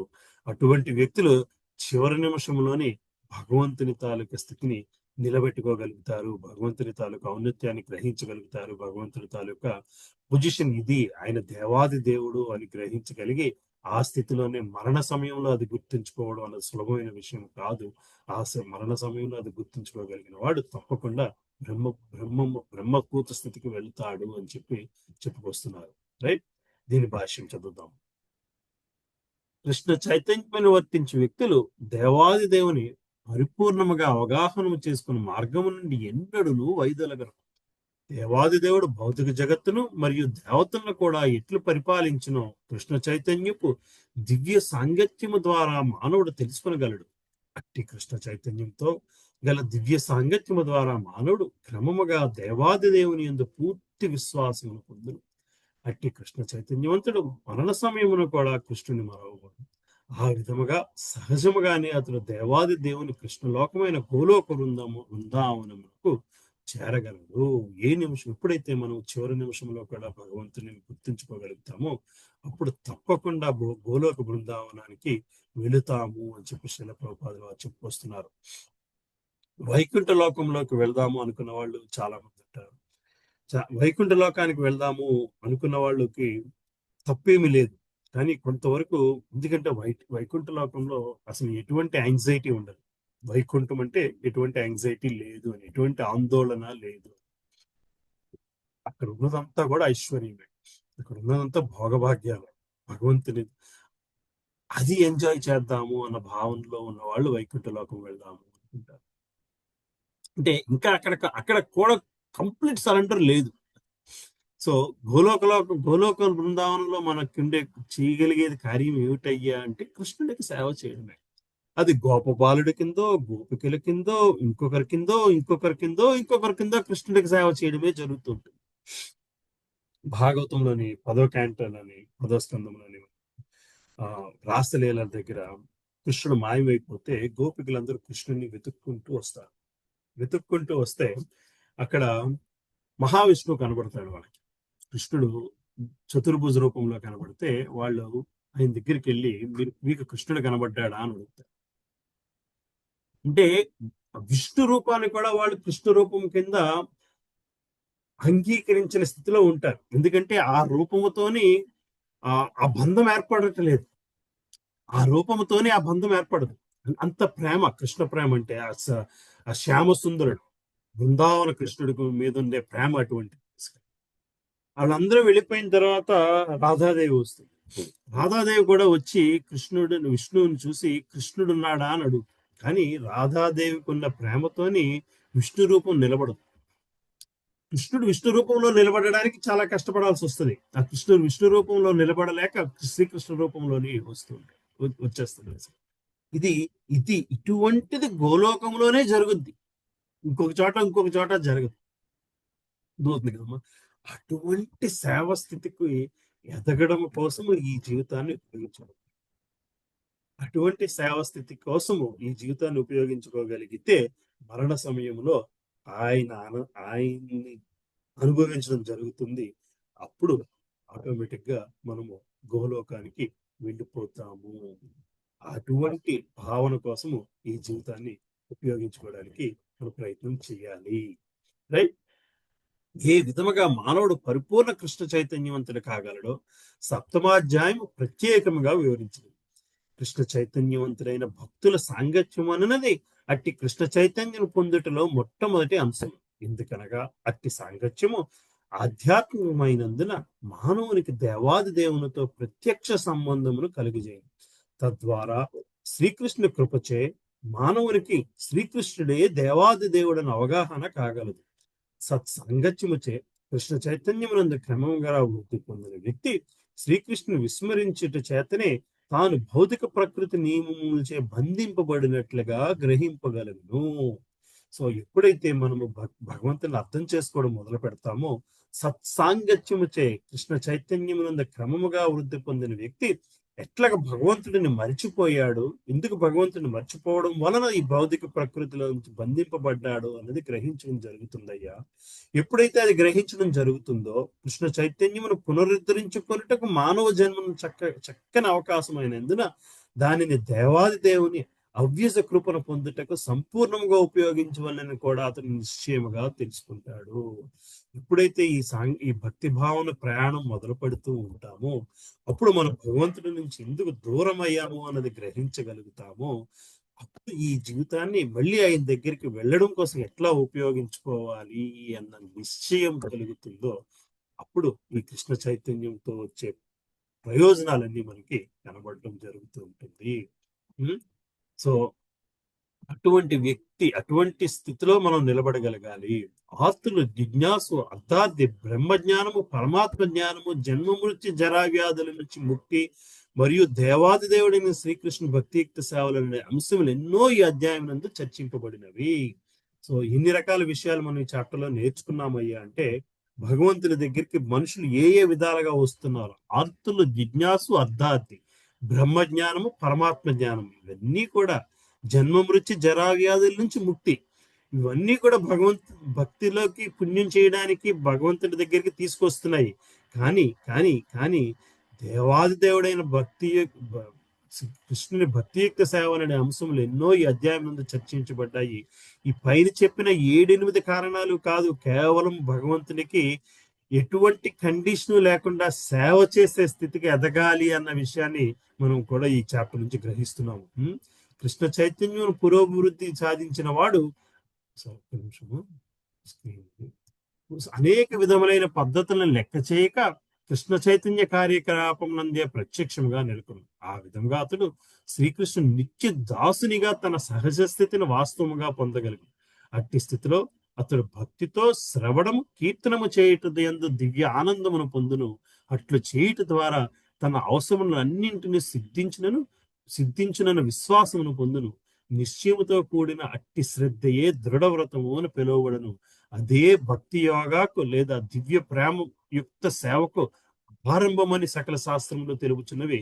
భగవద్గీత యందలి ఈ 7వ అధ్యాయము అట్టి శ్రద్ధ యొక్క సారాంశమై ఉన్నది. సో ఇందాక ప్రభు అడిగిన ప్రశ్నకు సమాధానం, భక్తితో శ్రవణము కీర్తనము చేయుట, ఆ రెండిటి చేస్తూ దివ్యానందము పొందుటే భగవత్ సేవ అనేది మనము గ్రహించాలి అని కూడా ఈ చాప్టర్ నుంచి మనం నేర్చుకోవాల్సిన విషయము అని చెప్పుకొస్తున్నారు. ఇదంతా కూడా ఆరంభ దశ అవుతుంది. భగవంతునితోని ఆ బంధం ఏర్పరచుకోవడానికి ఆరంభ దశ అవ్వడం కోసం ఈ చాప్టర్ ఉపయోగపడాలి అన్నది మనం గ్రహించాల్సిన విషయము basically. Right. So I think we went very little less slokas today, but these are all ప్రతి శ్లోకం ఇంపార్టెంట్. సో ఆ విధంగా మనం 7వ అధ్యాయం కంప్లీట్ చేసుకుని 8వ అధ్యాయం నెక్స్ట్ వీక్ మాతాజీ చెప్పినట్లు నెక్స్ట్ వీక్ కొంత హరినామ సంకీర్తన గురించి మాట్లాడుకుని ఆ తర్వాత 8వ అధ్యాయం స్టార్ట్ చేసుకుందాం. భగవత్ ప్రీతి, భగవత్ తృప్తి, భగవత్ తృప్తి నెక్స్ట్ చాప్టర్, రైట్? భగవత్ ప్రాప్తి. సారీ భగవత్ ప్రాప్తి, ఉమ్. భగవంతుని ప్రాప్తి, రైట్? ఎస్. సో చాలా బాగుంది వాళ్ళ క్లాస్, ట్రైనింగ్ క్లాస్ లాగుంది నాకైతే ఈ రోజు క్లాసు. చాలా సార్లు భగవద్గీతను విన్నాము, చూసాము, కానీ చాలా బాగుంది ఈ రోజు. కొంచెం ఒక నేర్చుకునే వాళ్ళకి ఎలా ఉండాలి, ట్రైనింగ్ క్లాసులు ఉంటాయి చూసావా, అలా లోతుగా ఉంది ఈ రోజు. చాలా బాగుంది. సో మనం ఈ చాప్టర్ లో రకరకాల విషయాలు మాట్లాడుకున్నాం. భగవంతుని గురించి ఎవరు ఎలాగ వస్తారు అన్నది, ఎవరు ఎట్లా వచ్చినా సరే ఒక ప్రొసీజర్ పట్టుకోవడం. ఇస్కాన్ అన్నది ఒక ప్రొసీజర్. అది ఏం చేస్తుందయ్యా అంటే భగవంతుని మీద మనకి ఆ ప్రేమ కలిగించే విధమైన కార్యక్రమాలు చేయిస్తున్నది. అవి చేసుకోగలిగినప్పుడు మాత్రమే, అదే ఆనందించగలిగినప్పుడు మాత్రమే మనము ఆ గోలోక ముక్తి అన్నది పొందుతాము అన్నది గ్రహించాలి. చెప్పండి సుజాత మాతాజీ.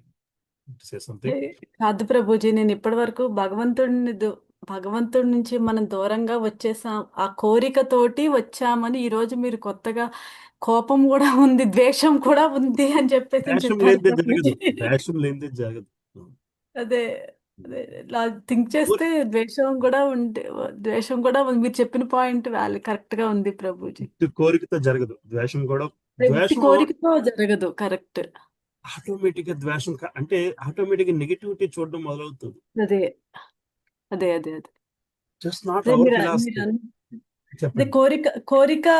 కోరిక ఎంత బలంగా ఉన్నా, కోరిక బలంగా ఉన్నా అది తగ్గిపోయే ఛాన్సెస్ ఉన్నాయి. మనకి ప్రేమ అవన్నీ ఉంటే గనక ఇది ఆటోమేటిక్ గా సన్నగిల్లిపోతుంది. కానీ ఇది కొంచెం ఉన్నా అక్కడ ద్వేషం స్టార్ట్ అయితే అదే డామినేట్ చేసేసి ఈ జస్టిఫికేషన్ కోరికని కోసం లాగేస్తుంది బాగా. ఆ రెండు ఒకదానికి కూడా జస్టిఫికేషన్. అదే that is what it is. Like when you are in love with somebody, you don't see any of their faults. Yeah. When you want When to we see, started then you'll see hating. all the faults. Then you'll see all the faults to justify yourself. That is, one leads to marriage, the other leads to divorce, basically, right? Yeah. And what actually leads to divorce is not desire for something greater, but the desire for something greater starts to look at negativity in the current situation. Yeah, negativity. Yeah. In the current situation. అంటే final గా divorce తీసుకోవడానికి కారణం ద్వేషం. అవును.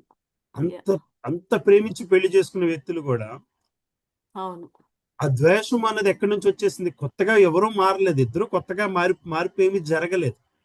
కానీ వేరొక కోరిక ఈ ద్వేషాన్ని పెంపొందించేస్తుంది. Starting point. ఫైనల్ గా అదే బ్రేక్ చేస్తుంది. అదే between two friends, between any to relationship, employee relation, wife and husband relation, any relation break చేయడానికి కోరిక, దెన్ దట్ కోరిక విల్ బికమ్ ద్వేషం కింద కన్వర్ట్ అవుతున్నప్పుడే అది కంప్లీట్ బ్రేకేజ్ జరుగుతుంది. ప్రేమ ద్వేషము రెండు ఆపోజిట్ డైరెక్షన్ లో వెళ్తాయి. We disliked, we disowned. That's the reason why we came here. So ఆ రెండింటిని జయించగలగాలి. అది ఎక్కడి నుంచి జయించగలం అయ్యా అంటే ఇట్స్ నాట్ ఈజీ. ఆ ద్వేషాన్ని జయించడమే కష్టం. ఆ ద్వేషాన్ని జయించలేకపోవడంతోనే ముక్తి కావాలి. అందుకు బ్రహ్మంలో కలవడానికి ప్రయత్నిస్తున్నాం. పార్ట్నర్స్ ఇద్దరు ఒకే దీనిలో ఉంటే బాధ లేదు ప్రభుజీ. చెప్పండమ్మా. పార్ట్నర్స్ ఇద్దరు భక్తి దీనిలోనే ఉంటే నో ప్రాబ్లం ప్రభుజీ. ఒకళ్ళు అటు ఒకళ్ళు ఇటు ఉంటేనే చాలా కష్టం. At the end of it is its individual journey. చివరికి అది it's your own journey. Yeah, so at the end of it, it's your own journey. Basically, ఇవన్నీ ఎక్స్క్యూజ్లమ్మా, అవన్నీ ఎక్స్క్యూజ్లు. శ్రవణం చేసుకోవడానికి, చాంటింగ్ చేసుకోవడానికి, మననం చేసుకోవడానికి, ఈ మూడిటికి పార్ట్నర్స్ తో సంబంధం లేదు. మననం చేసుకోవడానికి పార్ట్నర్ తో సంబంధం లేదు. చాంటింగ్ చేసుకోవడానికి okay, to some extent I agree, but then that also you should be able to work around. ఎంత పార్ట్నర్, నాన్ కోఆపరేటివ్ పార్ట్నర్ అయినా రోజుకి 2 hours your own personal time అనేది లేదు అంటే నేను ఒప్పుకోను. రోజుకి 1 hour పర్సనల్ టైం లేదు అంటే నేను ఒప్పుకోను. అదొక్కటే కాదు కదా ప్రభుజీ, ఇంకా ఉన్నాయి కదా. అదొక్కటి చేయండి చాలు. రోజుకి 2 hours చాంటింగ్ చేయండి చాలు, ఇంకేమీ చేయొద్దు, ఇంకే సర్వీస్ చేయొద్దు. రోజుకి 2 hours చాంటింగ్ చేయండి, అదొక్కటే చేయండి. శ్రవణము, మననము, స్మరణము, ఈ 3 చేయండి చాలు. Hare Krishna. So I thought if you have a little time, we'll read through this.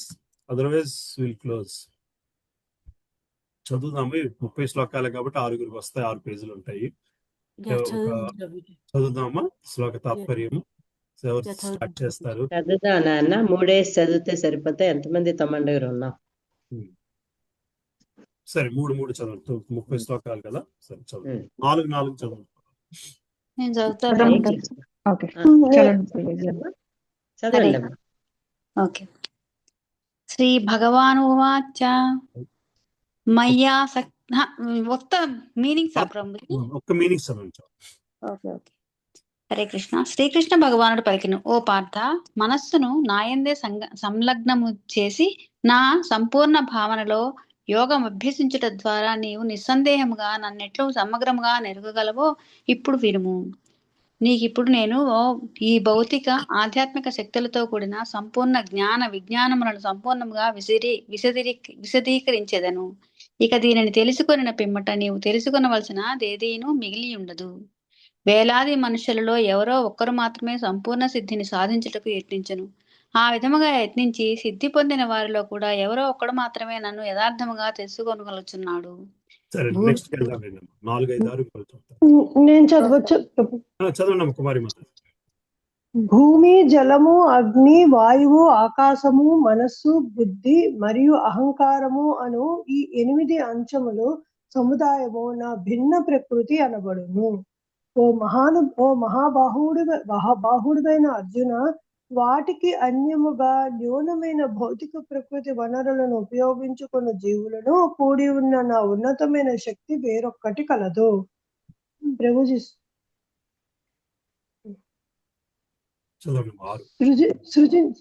సృజింపబడిన సర్వజీవులకు ఈ 2 ప్రకృతులే కారణములై ఉన్నవి. ఈ జగత్తునందలి భౌతికమును ఆధ్యాత్మికమును అగు సర్వమునకు మూలమును మరియు ప్రళయమును నేనేనని నిశ్చయముగా నెరుగుము. నేను చదువుతా ప్రభుజీ. ఓ ధనంజయ, నాకంటేను శ్రేష్టమైన సత్యం ఇంకొకటి లేదు. దారమునందు ముత్యములు కూర్చబడినట్లు సమస్తము నాపైననే ఆధారపడి ఉన్నది. కౌంతేయ, నీటి యందు రుచిని, సూర్యచంద్రుల యందు కాంతిని, వేదమంత్రముల యందు ఓంకారమును, ఆకాశమునందు శబ్దమును, నరుని యందు సామర్థ్యము నేనే అయ్యున్నాను.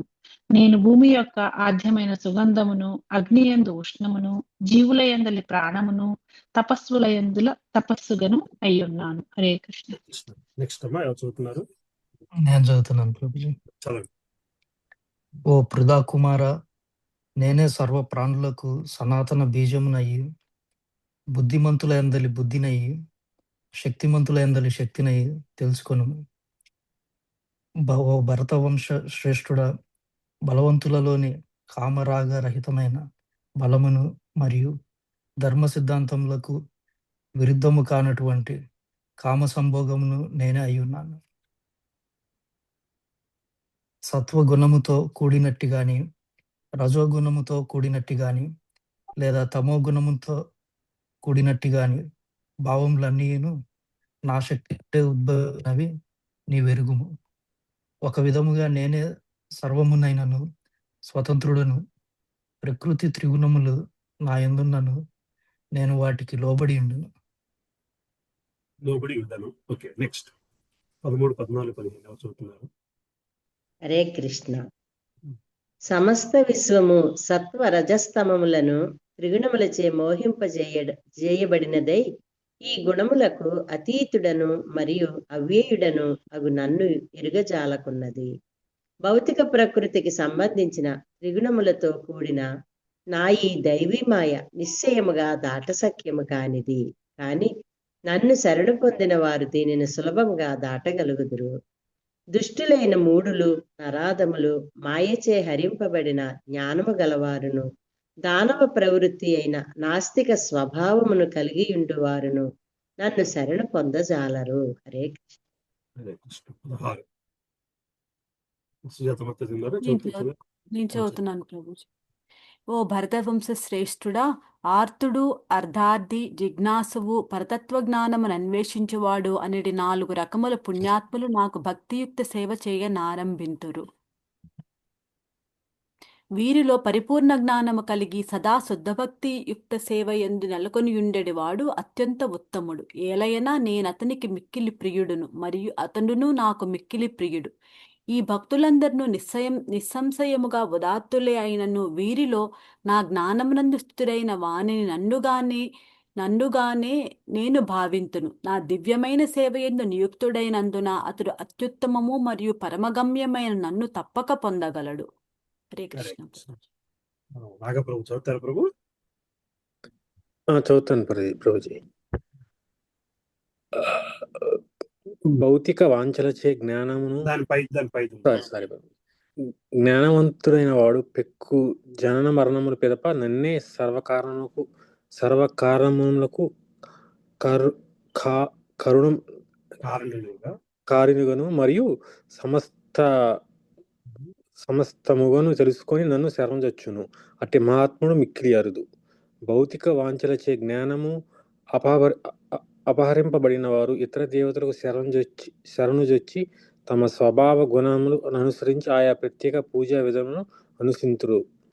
నేను అందరి హృదయమునందు పరమాత్మన రూపమున నిలిచియుండును. ఎవరైనను ఒక దేవతను పూజింపగోరినంతనే నేను అతని శ్రద్ధను స్థిరము చేసి ఆ ప్రత్యేక దేవతకు అతడు భక్తుడగునట్లు చేయుదును. హరే కృష్ణ. హరే కృష్ణ. ఇంకెవరు మిగిలారమ్మా? Somebody else wants to read? ఇంకా ఉంటారు నాన్న రమ్మండి గారు. నేను చదవలేదు మాట్లాడుతున్నాను. సరే, ఐ విల్ రీడ్ 3 శ్లోకాస్.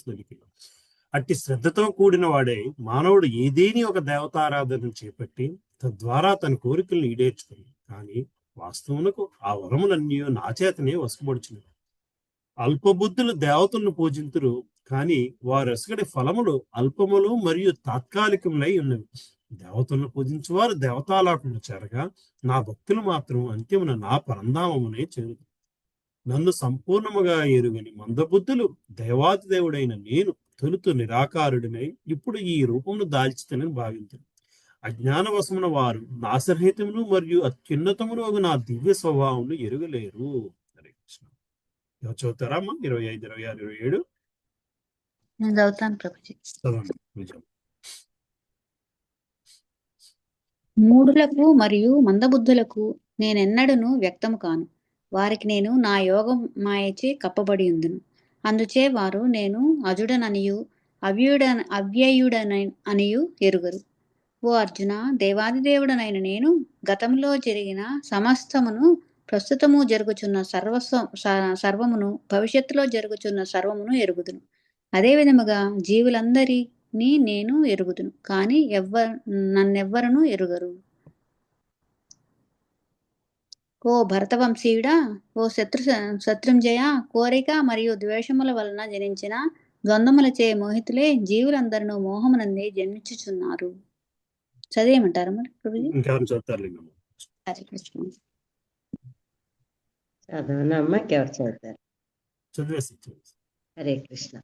పూర్వజన్మములందు ప్రస్తుత జన్మమునందు పుణ్యకర్మలను అనుసరించుచు పాపములను పూర్తిగా నశింపచేసుకొనిన మానవులు ద్వంద్వ మోహముల నుండి విడివడిన వారై నా భక్తియుక్త సేవయందు దృఢ నిశ్చయముతో నెలకొనెదరు. వృద్ధాప్యము మరియు మృత్యువుల నుండి ముక్తిని పొందుటకై యత్నించు బుద్ధిమంతులు భక్తియుక్త సేవతో నన్ను ఆశ్రయించుచున్నారు. ఆధ్యాత్మిక కర్మలను గూర్చి సమగ్రముగా నెరింగిన వారొకటిచే యథార్థముగా వారు బ్రహ్మస్వరూపులై ఉన్నారు. నా యందు సంలగ్నమైన మనస్సు కలిగిన వారు దేవాది దేవుడనైన నన్నే భౌతిక జగత్తును, సర్వదేవతలను, సమస్త యజ్ఞములను నియమించువానిగా తెలుసుకొని మరణ సమయమునందును నన్ను అనగా దేవాది దేవుడిని అవగాహనతో ఎరిగి ఎందరు. హరే కృష్ణ. శ్రీమద్ భగవద్గీత ఎందలి భగవద్విజ్ఞానమును సప్తమాధ్యాయమునకు భక్తి వేదాంత భాష్యము సమాప్తం. హరే కృష్ణ.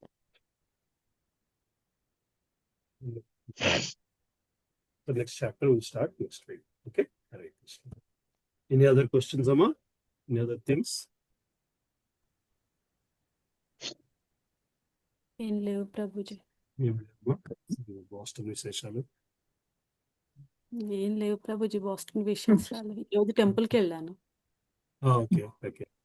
మంచు పడుతుందా మాతాజీ మీకు? నిన్న మొన్న అయ్యింది మాతాజీ. స్నో పడుతుందమ్మా? స్నో పడుతుందా? చాలా చల్లగా ఉంది ప్రభుజీ. అవునా, ఇక్కడ అయిపోయిందమ్మా, వింటర్ అయిపోయింది ఇక్కడ. అయిపోయిందా అక్కడ?